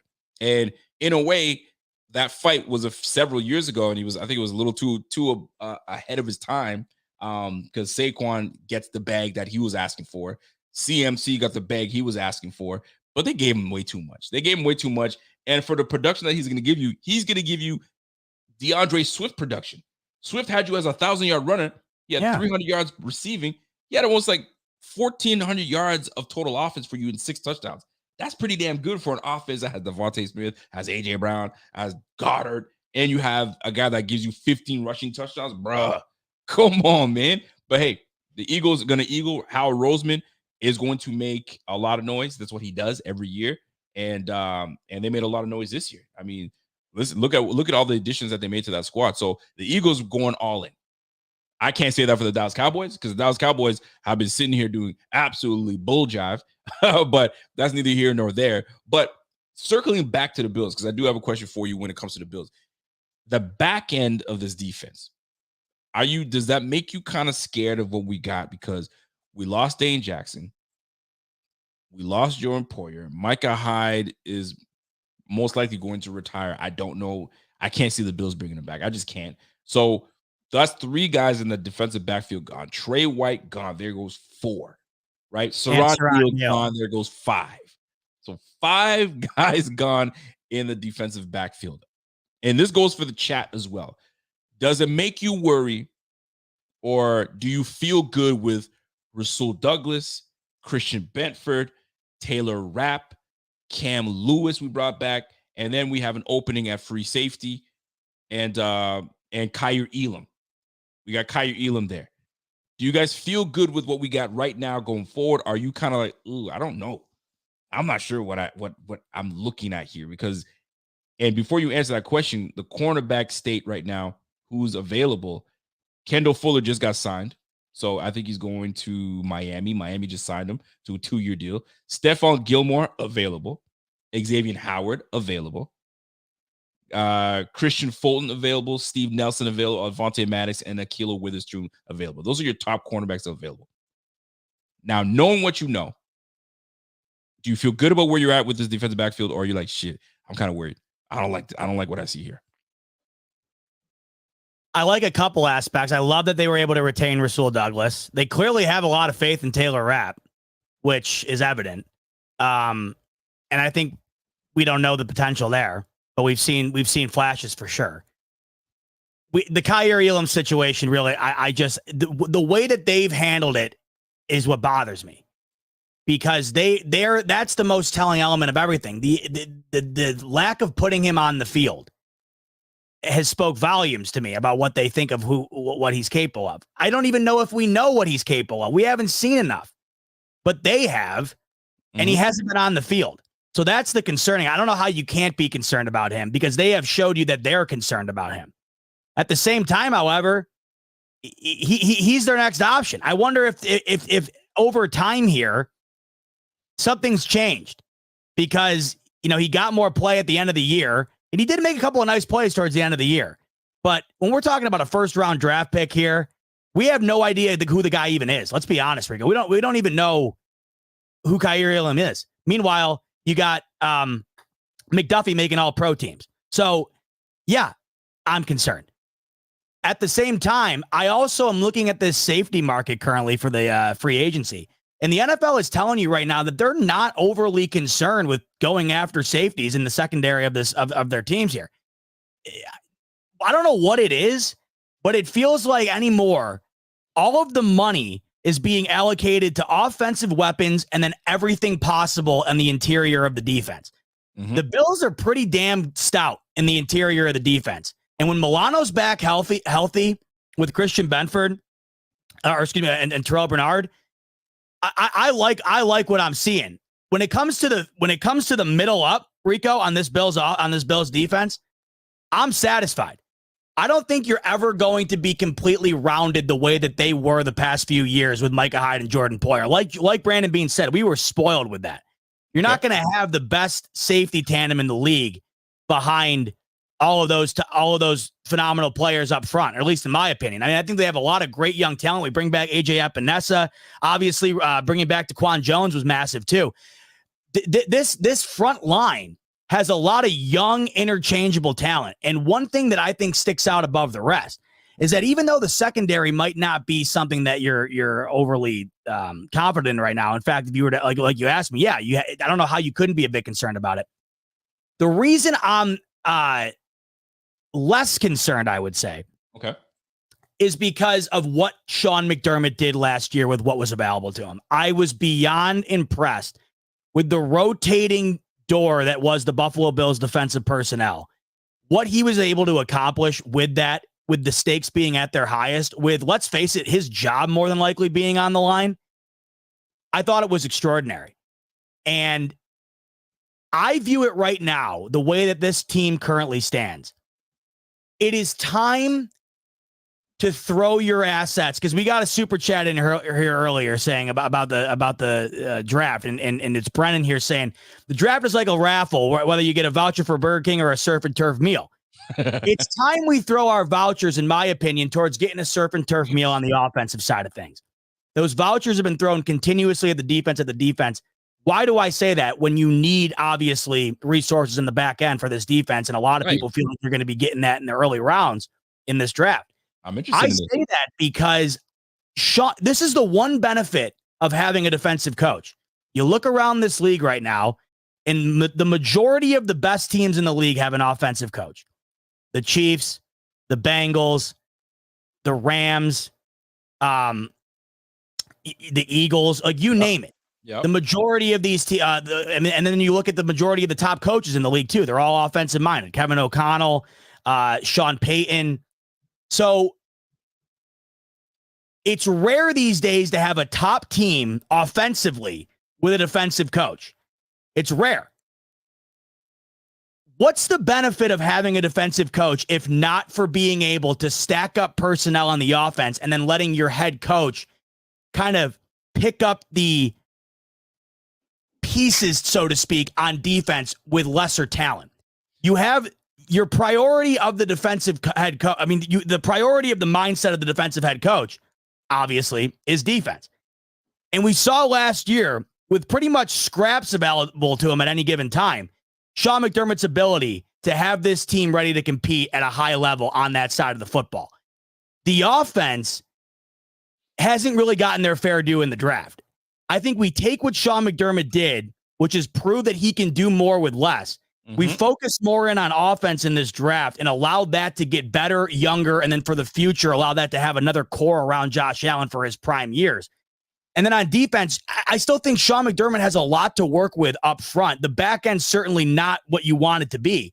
But what's the benefit of having a defensive coach if he can't find a way to succeed without a top-tier defense? I feel like any team in the league with an offensive coach could succeed with the defense the Bills have had in the last several seasons. Last year, to me, was the proving year. Last year was the year that proved to me the reason why Sean McDermott is a head coach in this league, despite being a defensive coach, because it's a rarity these days. It's because of his ability to have these guys playing at a level that maybe are beyond even their capabilities. So when you're asking me about the inefficiencies of this defense, they're certainly there, but I feel like you have one advantage that the rest of these teams don't. Even though I feel like an offensive coach is the ultimate advantage, and a lot of people would love to see that in Buffalo, you have a defensive coach and he's going nowhere. Why not get the most out of that? And I'm not saying getting the most out of that is putting all your resources into the defense. Getting the most out of that is using that defensive mind, using his incredible defensive talent that he's seen, that he's put on display year after year, with guys that aren't necessarily at the top of the draft or at the top of the free agency market. We saw it on display last year, Rico, and I just feel like we can see it again, especially if this offense is scoring more than they have in the past. If they get more offensive talent than last year and bring that into this year and give that defense more of a cushion offensively, because they weren't giving them a whole hell of a lot of cushion towards the end of the year, I think that could also go a long way as well. It's a long-winded way of just saying I have a newfound trust in Sean McDermott to get the most out of guys that aren't going to necessarily be household names. So I'm interested to see what they wind up adding, but I don't think it's going to be a night and day difference. It's all going to come down to McDermott's ability to wind up getting the most out of these guys like he did a season ago. So, and this is why I find it very interesting, because a lot of Bills fans feel that way, be like, yo, we just can't keep investing in this defense all the time. We got to start throwing stuff into the offense. Like, just throw stuff into the offense. And I get what you're saying. I really do, because we have a defensive-minded head coach. Start to throw stuff into the offense. But, like, where do you want to throw it into the offense? Where is there room to throw into the offense? Like, if you look, our quarterback, set. Running back room, set. O-line, set. We need some depth pieces, but we don't need a bona fide starter. We got our right tackle. We got our left tackle. We got bookend tackles. We got an experience with starting under his belt in David Edwards. We've got experience with starting under his belt in Connor McGovern. We have a up-and-coming right guard in Seibel that's going to get better. I hate to cut you off, but we got some drama. Talk to me. Diana Rossini 6 seconds ago said the Bills just signed Eric Armstead. Ian Rappaport a minute ago said the Jaguars are signing Eric Armstead. Well, listen, click on what's his face's profile to make sure it's the right one. So here's Ian Rappaport. No, they're real. They're the legitimate accounts. Let's go to Twitter. Let me pull up Twitter real quick. We might have some breaking news here on the collab, Rico. How about while I'm in the middle of talking about not having to add more on defense, the Bills go and add more on defense, potentially. If you're just joining us, potentially Eric Armstead to the Buffalo Bills. There's a battle of the sources right now, apparently. Pull that up. Oh, my God. Diana Rossini, 40 seconds ago. My mistake. My source with the Bills, who was in on Eric Armstead deal, said done deal, not with Buffalo, deal done with the Jaguars. It makes sense. Wow. Where do we have the money? Jacksonville, though, has been spending it, Rico. Yes, that's another big signing for the Jaguars have been pulling shit from underneath of our nose the last 3-4 days now, man. Wow, what an absolute blue ball situation that just unfolded here. Oh, snap. How did you feel about that when you initially heard Eric Armstead to the Bills? Had that jump Here attitude. it is right here, by the way. So Diana Rossini said, oh, she deleted the tweet, but she had tweeted that it was done. Then she says, my mistake, my source with the Bills blocked. My source with the Bills, who was in on Eric Armstead, said done. I mean, dude, that would have been a massive signing. Like you said, though, I don't know where the hell that money was coming from. Yeah, I was like, what? We have money for Eric Armstead? I mean, shoot, we didn't have money for Von Miller. We made it happen. So this one would have been interesting. But we're okay. So let's just say we signed Eric Armstead. We just signed $16 million deal with DaQuan Jones. 10 of it going guaranteed to him. Where we got the money to put another defensive? This is where you get younger at this position and cheaper.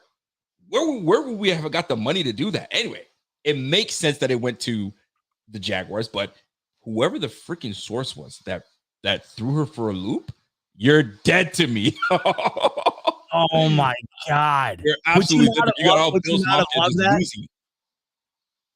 I mean, I don't think this goes back to the Brandon Beane, Sean McDermott ideology. Like, of course, it would have made sense that the money that they do have somehow winds up getting all poured into the defensive line.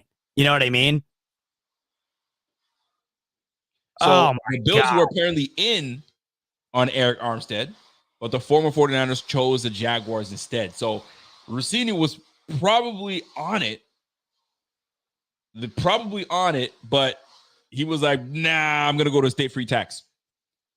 I'm going to go to tax-free state and get my monies right. I'm sure that's what it came down to. Dude, Jacksonville's been loading up, man. As they should. You saw the epic collapse they had last year. They were looking good at first. They were looking good. They should have won the AFC South, and boom, there they go. Ooh, so dude, dude. I mean, come on, man. That's just so classic. That's just so classic. Is it Billsy? Yeah, it's like the Antonio Brown situation, how like 4 or 5 years ago. Who else does that happen to where it's like a done deal and then all of a sudden it's over? You know what? It's happened to us before. Who was it that the Pittsburgh running back that was supposed to come over to us? And he was like, oop, U-turn. Can't do it. I'm going back to Washington to be a bum. Oh, yeah. That's another one. It's happened a couple times, actually. It's happened a couple times where someone was supposed to come through and they're like, nah, no show. So, listen, at the end of the day, I'm fine with it, though, Rico. Honestly, that would have been a lot of money to throw back onto the defensive line, where we were just talking about how I feel like out of all these aspects of the team, I feel like the defensive line, I mean, obviously you want to add more to it for sure, but I don't know if that's where you want the bulk of your assets being thrown to. That's kind of the rant. I know it was like all over the place, that rant, because I was trying to find my top way of just saying, I feel like the bulk of this money needs to start going into the offense here. I feel fine about the defensive line right now. But you know what? Although I understand you, but like where do you want to put it? There is nowhere to really put it unless you really load up at the receiver position and you go and get Mike Williams, prone to injury, Mike Williams. And I know the injuries are too brutal with him. It's a guarantee with him. Here's the one thing that if you're going to throw anything on the defense, it's got to be the defensive line again. Because think about who we have on the roster. We got AJ Epinesa, Ed Oliver, DaQuan Jones, Von Miller. Who else is Greg on the Rousseau? Greg Rousseau, excuse me. There's your 6. So all the other guys, I mean, Shaq Lawson's not signed. We gotta bring him back, or if we do, right? Tim Settle gone. So we're at 6 linemen. So you got no choice but to go back to the drawing board. Kingsley Jonathan. Yeah. Walter's like, you're dead to me. Rossini, you're dead to me. Linval Joseph, right? Right. Linval Joseph. No, he's a free agent. So Linval Joseph is a free agent. Oh, so that's right. We have to put money in the line. Unfortunately, we do. We got to put it on the back end on safety. Are we going to go strictly to the draft and safety, or are we going to go get Cameron Curl and be our free safety? Do we like him enough? Right. So we have depth, but it's not deep. It's not deep like everybody thinks we do. No. So is that where you're at? If it were up to you, if I'm putting money on the defensive side of the ball again, and it sounds crazy to do it, but like when you go back to the offense and look at the offense, It's not like we need a guard. We got the guard last year in the draft. So, okay, we're good. So maybe we need a depth piece. Maybe we need a right tackle to replace Spencer Brown if we don't bring back Spencer Brown on a new deal. I think are you talking strictly free agency right now? Is that what you're talking about? I'm talking free agency and I'm talking draft. See, when I'm talking draft, I'm talking offense. I'm talking like I want to see wide receiver in the top 2 picks. I think that's the route we go. Now, if he doesn't do that, I'm pissed off. But Brandon Beane knows better. He's hearing. But if he doesn't do it, Rico, like what's the plan? That is interesting. Did you see that? Yes, I just saw that. Desmond Ridder to the Cardinals, and Sam Howell gets traded. Oh, they're drafting a quarterback for sure. I mean, we already knew it was going to happen. Well, yeah, you got Marcus Mariota that's going to take over, and you're going to draft a quarterback to take over. Oh, yeah. The Commanders are doing good work, too. Commanders are doing work. Well, they got the money, man. They have like $100 million in cap space. Somebody said if he doesn't pick a receiver, we're going to riot. He's going to pick a receiver. I don't know how he could go through the first 2 rounds without a receiver. I don't even know how it's possible. Well, here's the big thing, too. This is what I want to share. I want to share my screen. If I could find my screen here. Before I share it, I don't want to share something inappropriate. Okay, I got it. So looking at the picks that we've got to make. Let me see if I can. That's my Twitter. My bad. Hold on. Let me get my Instagram popping up here. So when we look at the picks that we've got to make, and there we have it. And we got 11 of them. I don't know if you guys can see the screen here. Perfect. You guys can see it. If you haven't checked out our Instagram page, go ahead and check that out because that page is popping right now. So we got 11 picks we got to make, folks. We got 11 picks we got to make. 28th pick. How many of these receivers are going to fall to 28? Not a whole lot are going to fall to 28. Now, see, that's where I'm at. Where I'm not, Rico. I'm in the camp of I'm not just taking one at 28 for the sake of 28, but I'm thinking in the top 2 rounds, there has to be someone of value worthy of a top 2 pick. That's how I see it. I'm not saying it has to be the first round, but there has to be a move there of some sort of value that makes sense. There has to be, right? They're going to. They got no choice. I mean, the whole Bills Mafia is watching you guys, and you know that we have an open spot at receiver at number 2, unless, like I said, they go ahead and surprise us and go after Mike Williams or trade for whoever. I would like that. Exactly. So you never know with Brandon Beane. Brandon Beane is a wild card. You just never know with that brother, man. He's always looking to do something to help this team get better. But the draft is where we go. So we got 11 picks. Is he going to make 11 freaking picks? Heck no, he's not.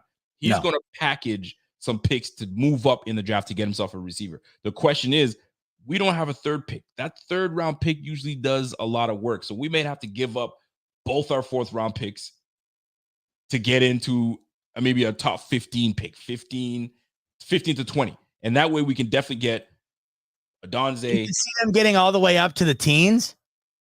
You'd have to give up a whole lot. And I don't know how much he's ready to give up. I mean, you saw what we had to give up last year to get up to a freaking 2 picks. We had to give up the 1st and I think a 3rd round pick or something like that. Something stupid. We had to give up a lot last year. I got to look it up. They barely moved up. We barely move up to the teens would easily cost them the 2 pick, the 2nd rounder. I don't know if I'm ready to give up the 2nd rounder because there are going to be some good talented receivers that fall to the 2nd round. So I don't think they move up that far. That being said, we'll find ourselves a good one. Well, you mean there's so much time between now and the draft. There's going to be risers. There's going to be fallers. There's going to be a whole bunch of things that go down.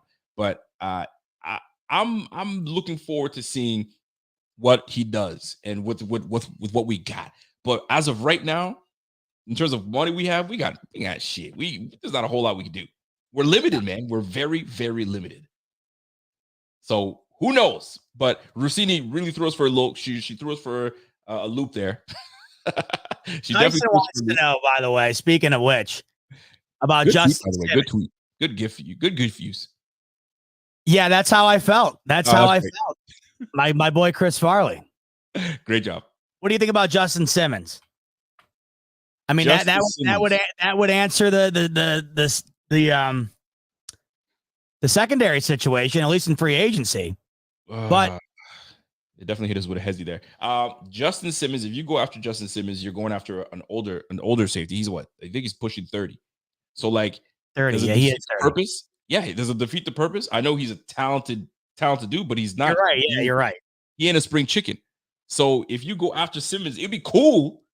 He's talented. He's that dude, but it defeat the purpose to go and get him. But I mean, he's definitely a better option than Jordan Poyer would be, or any safety that we'd have. So we have to find the right. They wouldn't have gotten rid of Jordan Poyer if they didn't want to get younger, I think. Brandon Beane made it very clear. We got to get younger. He said it with his own lips. We have to get younger. And clearly they're leaving that free safety spot open so they can go get themselves a free safety in the draft.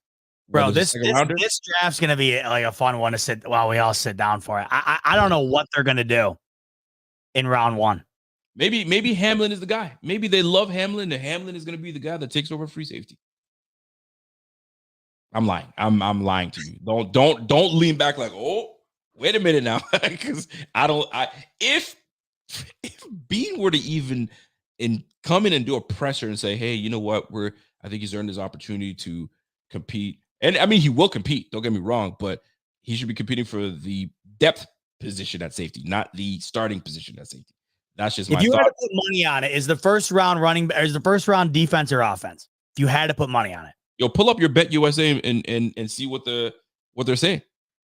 Where do the Bills picking receiver? So to me, no, there aren't odds for stuff like that. I wish there were, because I would love that, because I think a lot of teams it's very obvious, so that's why they don't make a lot of lines. But for the Bills, it certainly isn't.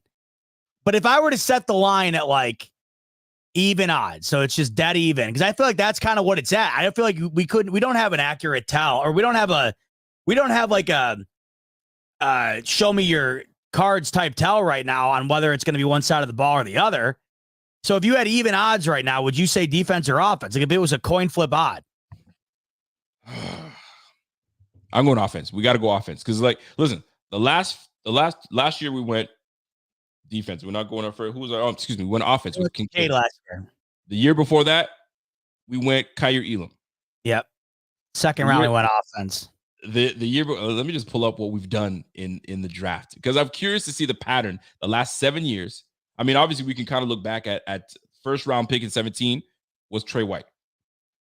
Yeah. And then Tremaine Edmonds was offense. We went with Josh Allen in 2018.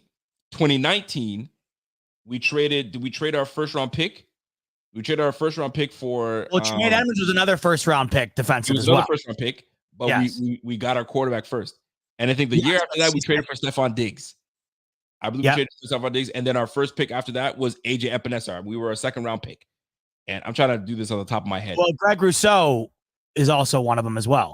There's Greg Rousseau. So he's gone offense, defense, somewhat offense. But this one here, to me, it's just a no-brainer. You have to go offense. With as deep as this receiver room is, you'd think he goes offense, but then you have the thought process of like, well, it's a really deep receiver room. Why don't I okie doke everybody and just go defense and get me a safety in the first round and late in the first round? I think people would lose their shit. Since 2016, they've drafted in the first round 1, 2, 3, 4, 5, 6 defensive players, 2 offensive players, and the 2 offensive players were Kincaid and Allen. And Allen. There you go. There's and there's the defensive players. The only one still on the team, obviously, is Kyer Elam. Oh no, excuse me, and Greg Rousseau. There you have it. Oh, and Ed Oliver. I'm being an idiot. Don't listen to me. I'm being dumb. And here's the crazy. Who did we draft when we drafted Greg Rousseau and Boogie Basham? Yeah, who went back to back with Boogie, and we had Jerry Hughes and Addison on the squad at the time, and then we went and doubled up. And we brought those two. I was like, what? I didn't get that. It made no sense to me. And then now Boogie Basham is sitting on the Giants right now. I just wonder by the time you get to 28, if it's just there's no real difference in talent between waiting to the second round for the wide receiver. That's how I like. But what's the difference? What's the talent drop off between first and second comparing offense and defense? Like, is the talent drop off significantly wider at the safety position than it is the wide receiver position? See, that's a great question. I mean, it's way deeper on the receiver side. Way deeper on the receiver side. They've got some depth at safety, but their safety Your safety room is way shorter than the receiver side. So if you're good, and this is why I said he might okey doke us and say there's a lot of talent in the receiver room. Why don't I get myself a safety, a bona fide star safety? Now, this is where I'm not going to sit here and say I know all my safeties. I know all the guys. I don't. So this is where I got to do my homework and find out who's who. But the top safeties in this game I'm looking right now, Rico. There isn't a single. This is just PFF, for example. Sure. But there isn't a single safety that's ranked in the top 25 on this PFF big board. So it starts at 29, and then it there's only 5 of them on this top 5 list, and it goes from 29 to 72. So it seems like it's going to be razor thin there. So then what do you do? So do you get yourself your receiver in the first, and then just hope that a second one, a safety falls to you in the second? So like that Cameron, the safety, it's looking like the safety might make more sense in round 1 because of how little available there are at the top. You got that Cameron Kitchens. He's supposed to be the top safety, but they don't have him projected until even after the Bills pick. So have you been doing your mock drafts? No, I'm just looking at this big board of safeties right now. And they're just kind of listing them as like, they don't have any of them going in the top 25. So just for fun, I'm going to pick the Browns as my team. All right. You keep, I'm just setting myself up here.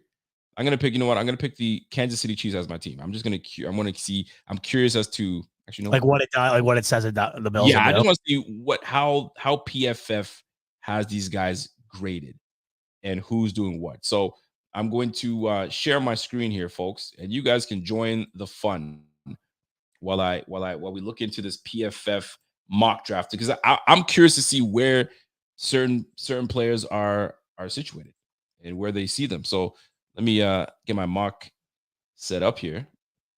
And where the hell did it go? There we have it. I went to the wrong one. So pardon me. It's like I'm a freaking rookie getting all this stuff started. So let me reshare my freaking screen, folks, and let y'all know. I want to see what it says for the first 2 rounds. Oh, you want to do? I'll do 2 rounds. Okay, I'll do 2 rounds. Yeah, do 2 rounds. Let me just get this thing set up here. All right.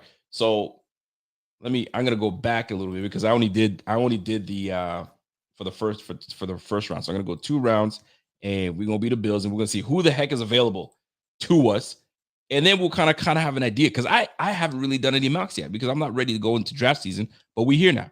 So we're gonna enter the draft, and we're gonna get this thing popping here. So here we have it. Can you guys see my screen? Are you good? No, I haven't even shared it yet. So let me show you what you got.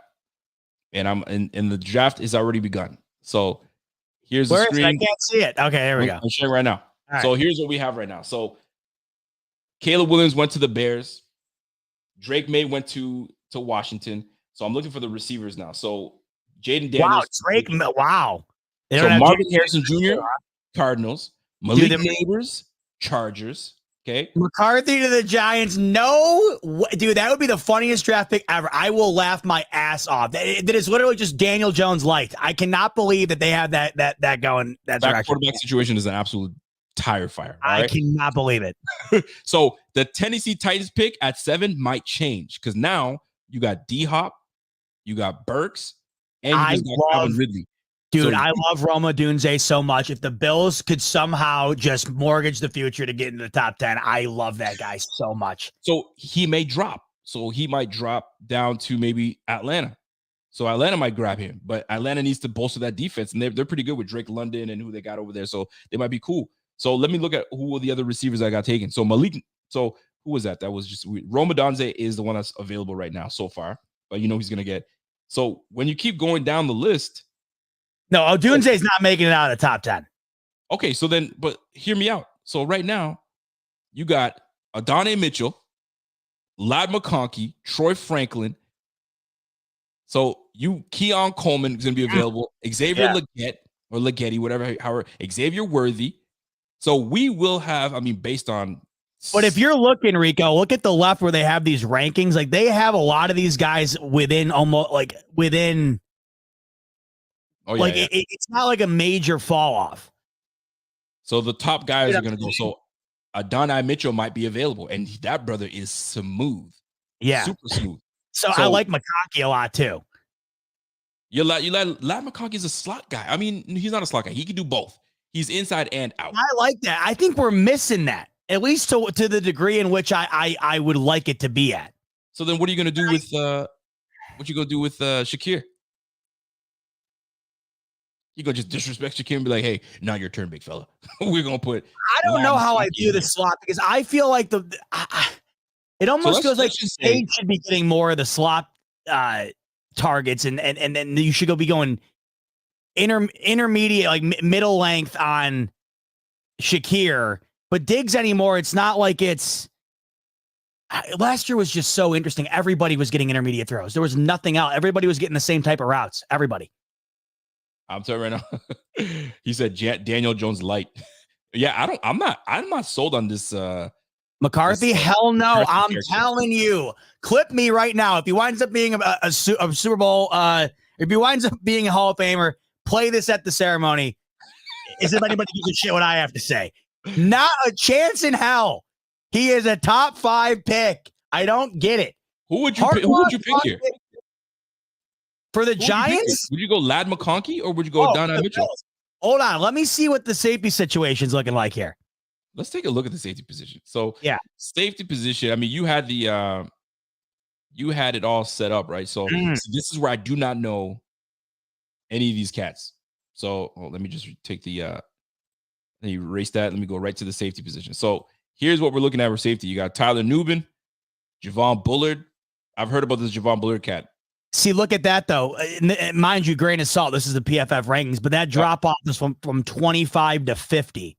Right. On that big Kitchens could be had. So you got to grab yourself your receiver first and then dump in and try to grab like yourself. That, Rico, right? It's looking like that. So let me look go back through. Did any safeties get picked, Rico, in that mock?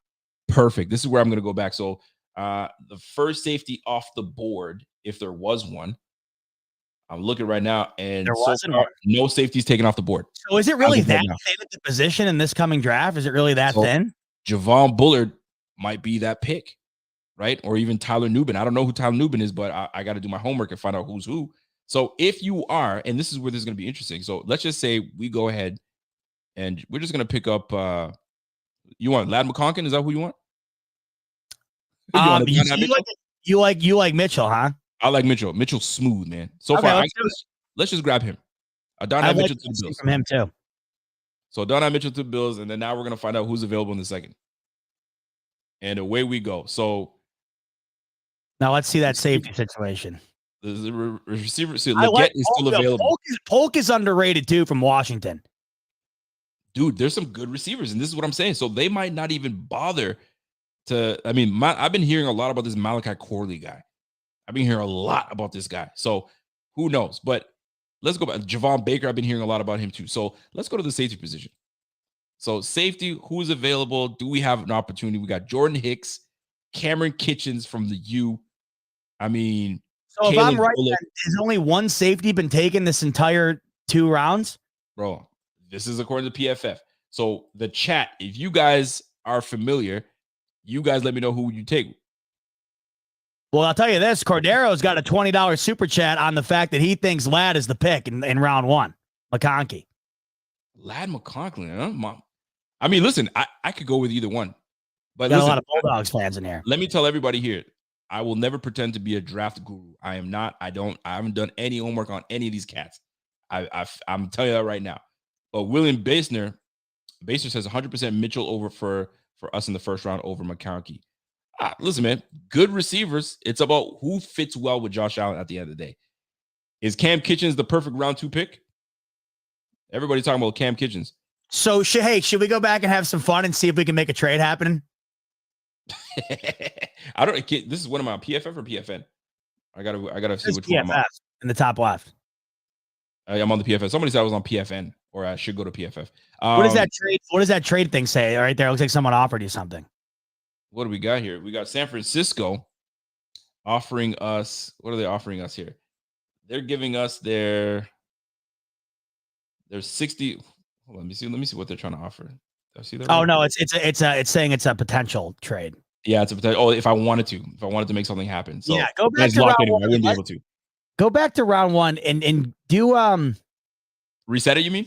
Yeah, reset it in round 1. I want to see who's around at wide receiver at around like 20. Oh, around 20. Yeah. Give me a second here. Let me reset this bad boy. So like make it go slow so we can like stop it at 20. So you want to stop it at 20, huh? All right. So we're gonna do 2. Are we doing 2 rounds again? 2, yeah. Okay. So we'll slow that bad boy down, and we'll go from there. So where's my squad? So here we go. You ready to go? Yeah. Now I wonder if I can trade. If I can change parameters. Oh, I can't even do that because I'm locked. Well, I think I have an account. All right.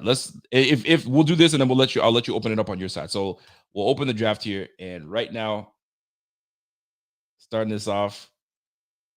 Caleb Williams still goes first. Jane Daniels, Drake May. McCarthy still going to the Giants. That's crazy. Malik Neighbors taken. Ramadanze gone. And there you have it. Wiggins gone. Brewer's gone. Cooper DeJean to the Steelers. That's such a Steelers pick.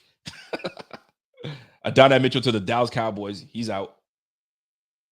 So this is what's available. I'm not sure if you see it. Yeah, hold on. I'm pulling this out. I have I have this. So available, you do have it. I'll let you open it up. But available right now is Troy Franklin, Lad McConkey, Rome Wilson, Ricky Purcell. Okay, so these are the names. Keon Coleman's available as well, and Leggett is available. So right now, and Isaiah Worthy later on. So with your 28th pick, Lad McConkey is available. I think I would like that. All right, let's see what happens here. So you grabbing Lad?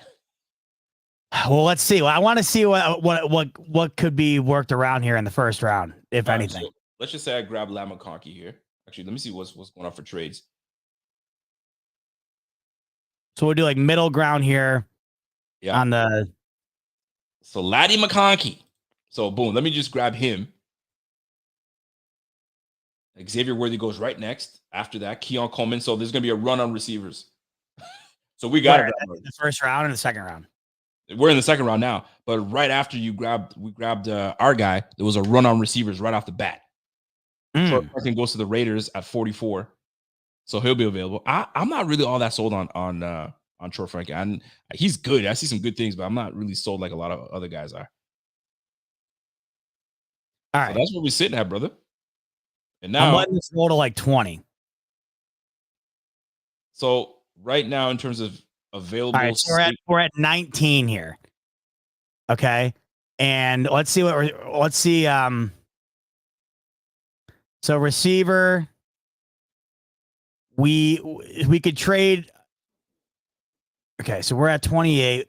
Rams are on the clock. Let's just see what it would take on here to move up to. I could see Philly. Nah.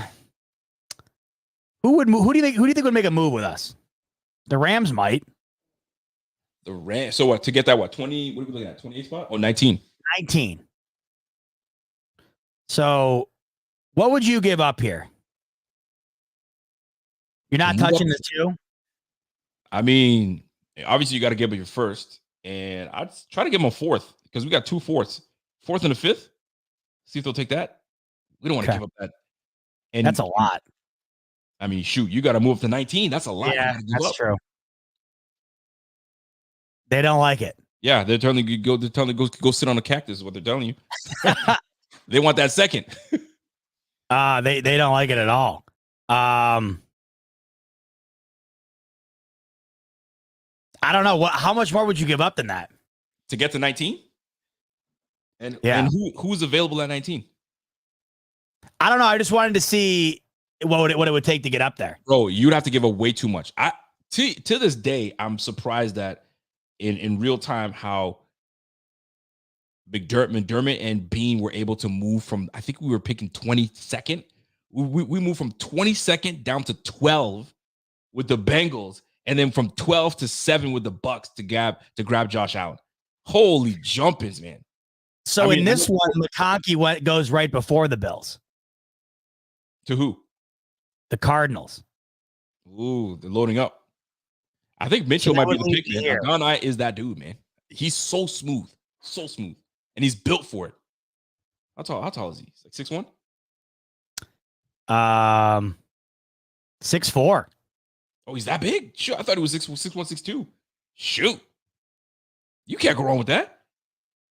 Golly. Mitchell's fluidity at his size makes him a tough matchup, especially in the red zone. Bro, Biggest area of concern is that I wish he attacked the ball more when it was in the air. If he improves in that category, he has fringe wide receiver 1-2 abilities. Shades of T. Higgins is the comparable. I'm not that big on T. Higgins. What are they comparing McConkey to? Oh, they don't have one. I'd love to see if they compared him to a wide receiver. I'd love to see it. Reminds me of Eddie Royal. Who? That's who they said? Yeah. Really? Okay. Eddie Roy's a good receiver. He was a good receiver too. Devastating quickness. See, the game is about separation. If you get separation, whether playing wide or playing slot, if you get separation, you're you're easy target for your quarterback. Okay, so say in the first round, though, I think it's early for that Corley pick. That's just me. So to me, you got to trade down. If that's the case, trade down and acquire some picks. Oh, what if they did that? So we have here's the trade. It says 9. Like, what does this mean? I never use this shit. Well, it says 9. Like, where are my trade? Like, where are my trade offers? Usually they would have it. They would have them all lined up. That's what I thought. So it's the pick is receiver and safety in the first two, and then it's a crapshoot what Breen does after that. But receiver, it has to be that pick. I'm looking at the chat right now. The chat is very split on receivers, man. They love Corley, but you got to trade back to get Corley. You can't jump in and get Corley. I've seen some film from Corley. That boy, nice. He's electric. Adonai, they like Adonai. Alton Venezuela does not like Adonai. He's like, nah, terrible pick. Don't pick that. PFF saying, Rico, that at this point in the draft, the Bills would be essentially at like a 50% chance, or actually more than that. They'd have a 68.8% chance taking a receiver here. It says with the 28th pick. Yes, chances are they're going to grab that. You need that. And then these are the percentage options here. They're saying the pick more than likely would be Brian Thomas or Adonai Mitchell. Where the hell did Brian Thomas Jr. go? I didn't even see him. LSU. No. What team picked him? Oh, he didn't. I don't think they did. I think he's. Oh, is he not on the board? He got picked. I didn't see where he got picked though. Oh. William says his favorite would be Mitchell at 28, Corley at 60. Probably won't happen, but it would be. So you want to go back-to-back receivers. That would be interesting. Where did Brian Thomas go? I don't see him. He must have been super early. Teams that are saying that we're going to get him. Oh, right here, the Texans. Golly, could you imagine Texans get him?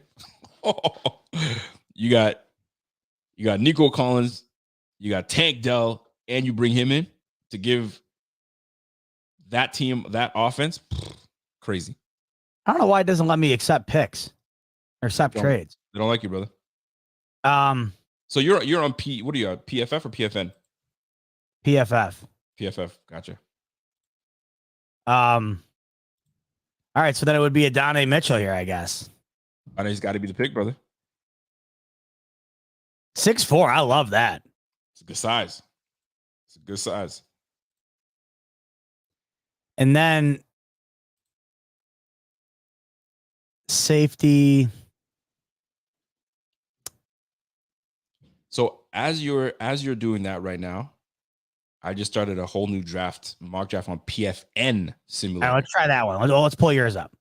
So right now I have it really going super slow right now. So you get to see who's going where. Hold on, let me share my page here real quick so you guys can see what's happening here. So I'm on to the PFN mock at the moment here. And did I get the right one here? Let's try it all over again here. So here, let's do it up here. You guys see my screen here? You see that, Z-Bot? Yes. All right, so here we go. So I'm gonna start fire this bad boy up. I'll go slow and get this party started here. So Caleb, the Bears might not even grab Caleb, and that will change everything up. Marvin Harrison going to the Patriots, I absolutely hate. But what you gonna do? Malik Neighbors to the Chargers. So I don't see your what you're doing. Can you see that now? There we go. So Neighbors goes to the Chargers. Roma Dunze to the Giants. That makes more sense. Yeah, JJ McCarthy. Are you kidding me? Is he? Jaden Daniels to the Broncos. That makes a lot more sense. Jaden Daniels falls to 12. No way. Jaden Daniels to 12. JJ McCarthy to the Vikings. Interesting. I've seen that actually. Yeah, I could see that. But no way Jaden Daniels falls to 12. So the Chargers at 19 picking a cornerback, Tyler Guyton to the Steelers. This might be a more realistic. Brian Thomas Jr. There he goes. He's gone. He out of here. He keeps going to the Cardinals in this draft. So we'd have to leap the Cardinals. It seems like it. That might be the move. Getting somebody named Kool-Aid is interesting. So we got an offer from San Fran. San Fran wants to give us their 31st pick and their sixth pick in 2025. You have 3 offers. Hit next. Was that? Oh, okay, there you go. So we got so they want our pick 28 and pick 134 for their pick 34. New England could eat my ass. You're not feeling that one, huh? Hell no. Houston, Texas. Here comes Houston. Whoa. Houston says, yo, give me your 28th pick and your 160th pick. I'll give you my 59th, 86th, and 98th pick with my second round pick in 2025. You taking that? No. The Bills already have 11 picks. I don't think I need. Now, are you digging that? Well, it's tough to. I mean, listen, all the good picks are done by this point. If you're gonna try to give me something, who's that wide receiver over there? Oh, with Houston, they got what? Nico Collins. No, right now for the Bills, like on the board. See, Keon. I can't. Let me see. I can't see because it doesn't allow me to check. Adonai Mitchell's on the board right now, as of right now, and Xavier Worthy. So if we reject these bad boys, that's what you get. You get Houston. That's a big drop. New England, San Francisco's piss poor. Like, get the heck out of here with that nonsense. You got to give more than that. A 6th round pick in 2025. Man, go kick rocks. 28 to 56, 59 is a big drop off. It is. So you taking Houston? So you're gonna say, "Nah, I'm good." But it would be nice you do stack up at 59 and 60 because we have 62. So you can counter it.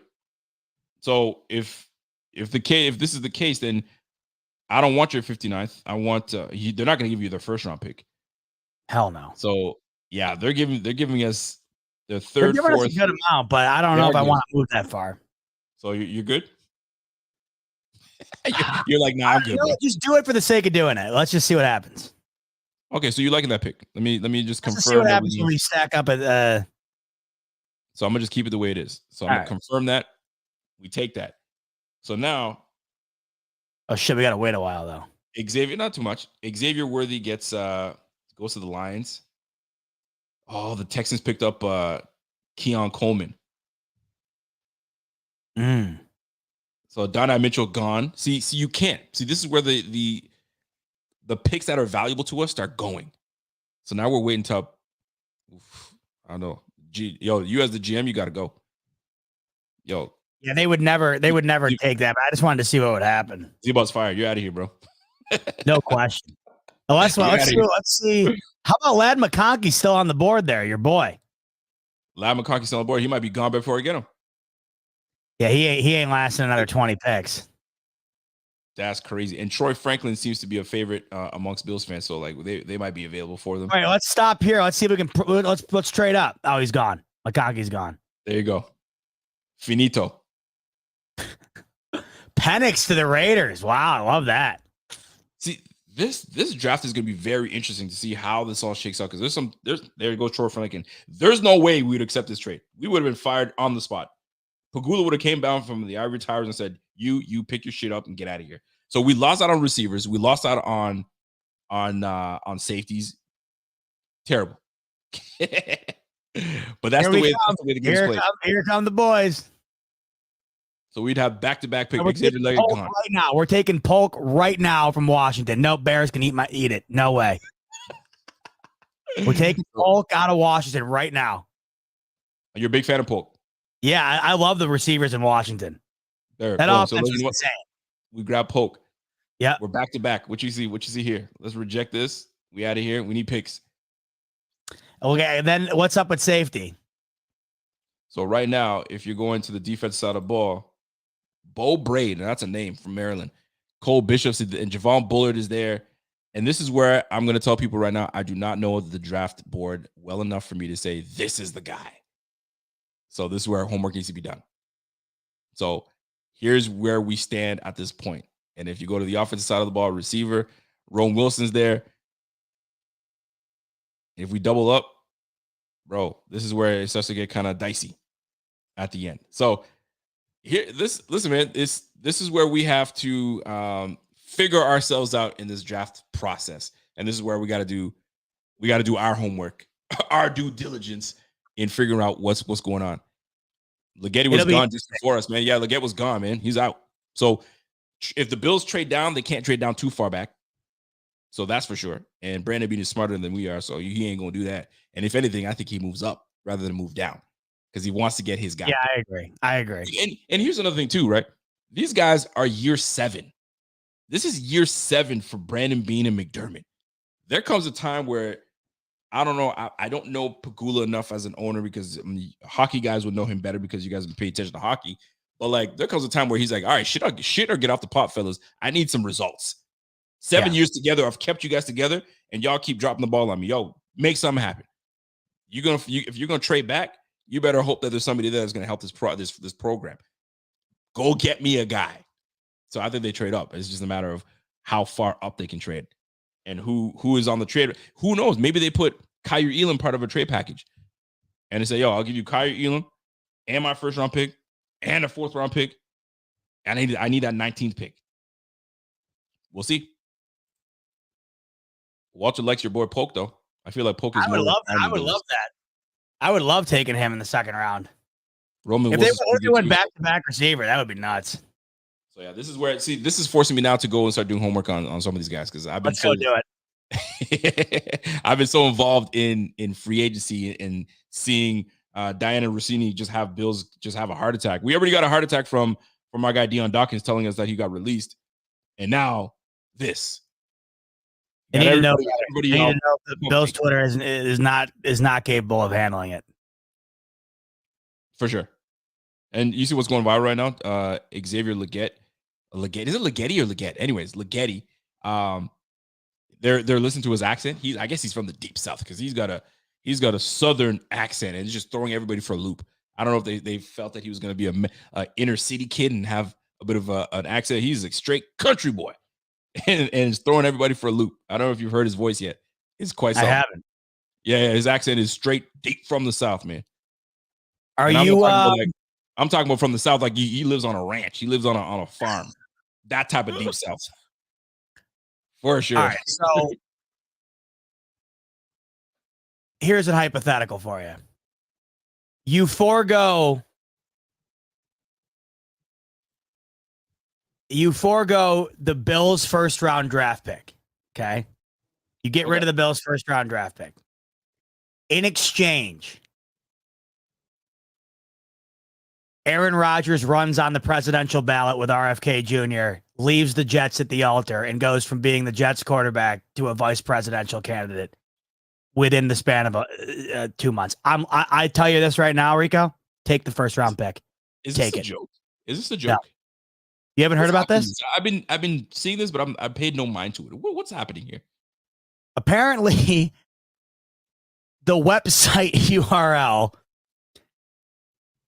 Kennedy Rogers or something was registered the other day, and Aaron Rodgers was made aware that RFK Jr. has him towards the top of his list of potential running mates for the 2024 election. I cannot think of anything I would want more than to see that happen. To see the Jets fan base react to that would be worth everything. I can't. You imagine you mortgage the future of this franchise for Aaron Rodgers, and what you got out of it was 4 snaps and a presidential Exactly. and a presidential election run. I can't even wrap my mind around it. That makes no sense to me. Listen, you know how you're talking about Ryan Clark? I'm out on Ryan Clark. I got nothing to say about Ryan. This guy, he's setting himself up for obviously retirement. He's setting himself up for, career after. I don't know what the hell his career is going to be after that. He's perfectly fine financially, so he can do what the heck he wants. But watching him in this nonsense happening with RFK, with the way he talks, I think it would be the funniest thing of all time. I can't think of anything funnier than him leaving the Jets to go run for vice president. I cannot think of anything that would be funnier than that. Listen, Rand said, the Terminator was governor, so you never know. You just never know. I can't even believe that's real. This is what, remember when we talked about this the last time where I just said, every time you hear something about the Jets, it's insane. It's never anything good. It's always insane. Absolutely. Add this to the list. The last thing on earth you thought you'd wake up and hear is, oh, by the way, Aaron Rodgers might run for vice president. What? I looked at that and I was like, what am I doing here? I'm saying, you ever see some stuff I'll see stuff how you're Tyson's fighting Jake Paul. It's are we really living in, is this real life? Or am I just waiting? Am I in a coma? I'll see shit like that sometimes and I'll be like, I'm in a coma. There's no way this shit's real. We're living in a world right now where Aaron Rodgers is about to run for vice president and Mike Tyson's about to fight a YouTuber at 57 years old. Listen, this is the world we live in, brother. This is the world we live in. I'm telling you right now, police officers in Canada are telling folks to leave their key fobs at the front of their house on a little nightstand and let these thieves come in and rob their house. You're probably like, what? So they don't break the door in? No. If for those that don't understand what's happening in Canada right now, and especially in Ontario, these thieves are getting bolder by the day. And now it's not using technology and stealing your car that way. Now they're saying, yo, F all this technology. They're banging your door down and coming in and grabbing your keys. They're roughing people up, grabbing keys and taking your shit. So the police are like, yo, avoid the fight, avoid harm. Just leave your keys at the front because that's all they want. They want your car. Could you imagine? Only in Canada that can happen because you pull that stuff anywhere in the deep south. You pull that stuff anywhere, wherever your pistols are allowed. So they're saying leave your keys under the doormat so they don't come break into the house. They can just take the car. Exactly. That's pretty much what you're saying. That's what happened in San Francisco to a degree for the last 5 years. Everybody just leaves their car unlocked. Yeah. If you're going to take my car, take my car. Yeah. Because nobody wants them to break the window. Just take the car. Listen, this happened to a personal friend of mine, my wife's best friend. We were in her wedding and everything, and she bought herself a brand new Denali, truck Denali, over $100,000. And 5 a.m. she's ready to get up for work. Her shit's gone. Just not. She waited 8 months to get that car made and brought in as a dealer trade, and got brought in, and boom, gone. So she had to wait another 6 months. Getting a rental, had to pay out of pocket for the rental just for enough to get her car. Then her payments skyrocketed. Just a mess. So this is the world we live in. Oh, buddy. The premium goes up for the car getting stolen?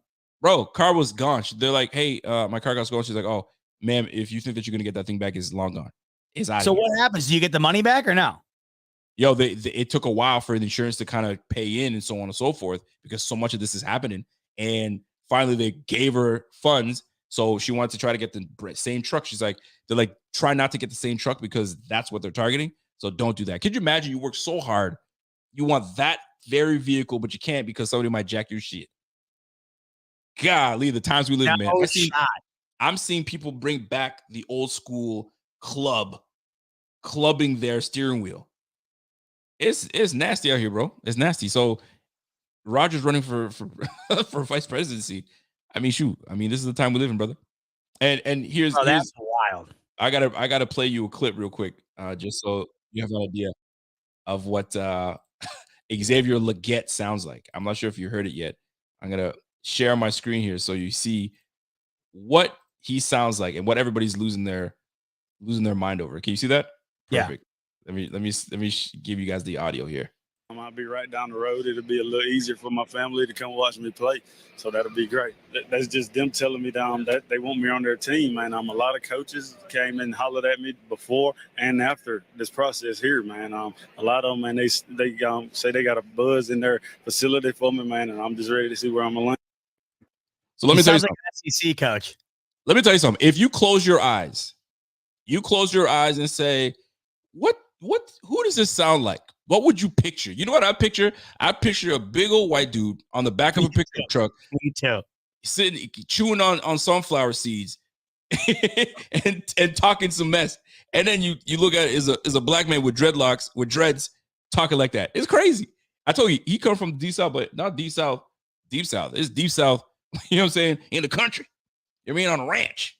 But it's actually dope because it shows you that, talk about diversity, man. That's deep. Boy, that accent. I always love what he was saying. I was just listening to his accent. They look. You're right down the road. It'll be a little easier for my family to come watch me play. So that'll be great. That's just He them. sounds like he's 60 years old. On their team. What? He sounds like he's at least 60 years old. Close your eyes. Man, a lot of coaches came and hollered at me before and after this process here, man. A lot of them, man, they say they got a buzz in there. They got a buzz. Bro. They got a buzz. That's why everyone's losing their mind. What? We didn't think he sounded like that. So now I'm just waiting for a white man. Accents in Canada? Say it again? Other than, of course, the different languages and stuff, is there different accents in Canada like there are here, where it's that crazy down south? Let me tell you something. You come out here to Nova Scotia, you're going to hear an accent from the Nova Scotians out here for sure. You can know a Nova Scotian when you hear them. You go to Toronto and you hear the people from Toronto talk. Yeah, bro, you know you're in T-Dot when you hear T-Dot people talk. Toronto's probably got to be a lot like Buffalo, I would imagine. No, listen, that accent is different. When you know you're talking to Toronto people when you hear Toronto people talk. Really? As obvious as a Southerner would be? The dialects are just, say it again? Southern? No, not Southern. It's no, I'm saying is it as obvious as a Southerner's accent would be? A Toronto accent? Yeah. Listen, bro, I'm gonna throw you for a loop, and you're gonna think I'm making this up, but I'm not. So this girl right here, I'm not saying that this one she overdoes it. I'm not saying that everyone's like this, but I'm going to give you an idea of what Toronto people sound like.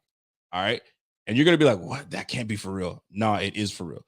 Now she's overdoing it, but this is how she talks for real. But this is what they sound like. And what I don't like is if the business is true that you left your moms in the hood, somebody go smoke that you. You don't leave your moms nowhere. You have money and you left your moms there. Yo, you're sick to my stomach, fam. But if it's not true, Shorty's just talking shit. What's a ute? A ute is a youngster, a youth. Oh. So a ute, if they say like a ute, that you're talking about a young guy. That's Toronto?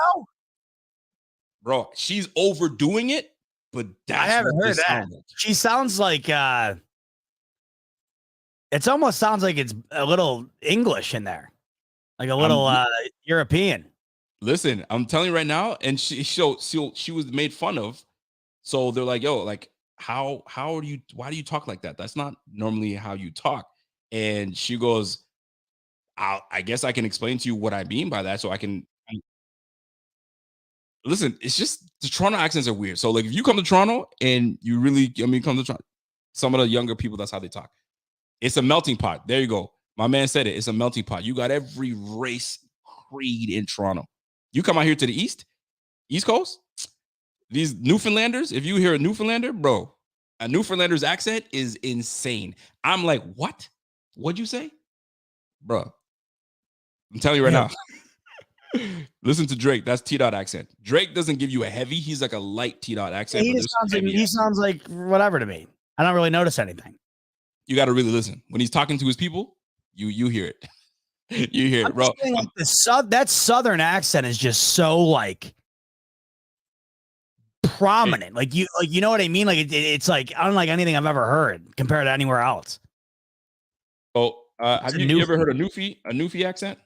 No, what the hell is that? No, so these guys are from Newfoundland. You would hear a Newfoundlander talk, bro. It's a different type of English. They're speaking English. You sound like a Newfie, brother. What the hell?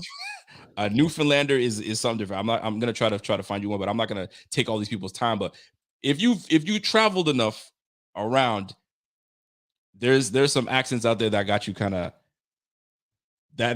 for a loop. I've been around. I guess I just don't pay attention enough. I guess I just don't give a shit. Oh, you'll give a shit when you're like, "What'd you say, sir?" Sorry, pardon me. What was that? That's Pardon? when you give a fuck. That's the Canadian, right? Pardon? Yeah, pardon me, sir. You should see. You go to Tim Hortons, everything's like, "Hey, hon, how you doing, hon? Hey, love." That's how they do it out here. Yeah, you do that. You do that here, you wind up on the front page of the news. So you gotta be careful. That's the difference. That's why people love coming out to the East Coast because everybody's so damn friendly. But there's no way I could do a Newfoundland accent because I don't even understand it myself. You know what I'm saying? So anyway, it's just all over the place. It's crazy. Is all over the place. That's all I can tell you. All over the place. So I just gave you a little bit of a taste of the the Toronto accent, but a Newfoundland accent, I'm telling you right now, when you have a moment, you listen to that shit because that shit is bananas. Now in Canada with the honey and the sweetheart, is it like old ladies saying that, or is it just everybody? Nothing better than when you're at a diner and like an old lady who's your waitress and she calls you sweetie or honey. It's great. You gotta love that. But if it's like a 25-year-old, it just doesn't seem right. It feels off. There's something endearing about it. So I'm gonna give you a Newfie accent right now. So if you can listen to this, if you can see my stream here, I'm gonna show you a Newfie accent. And for those that don't know what a Newfie accent is, this is what a Newfie accent is. Check this out. Well, let this play out. A rare what? Piebald? A moose? That's the most Canadian shit I've ever read in my life. A Newfoundland woman captured finding a rare moose and had quite the time narrating it. If this would play, it'd be lovely. But it's not playing. So like this is the situation we're in right now. But I'm gonna try because I need you guys to listen to this so you guys understand where this is coming from. Here it is.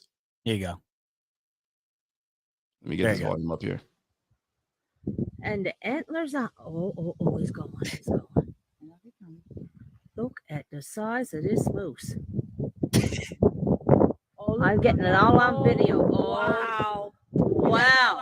All video. Oh my God. Look this Moosey, way. Moosey, Moosey. Moosey, Moosey. You ever see like Dude, if that moose came charging at them, they would be toast. So they say things like, "You ever see the likes of this?"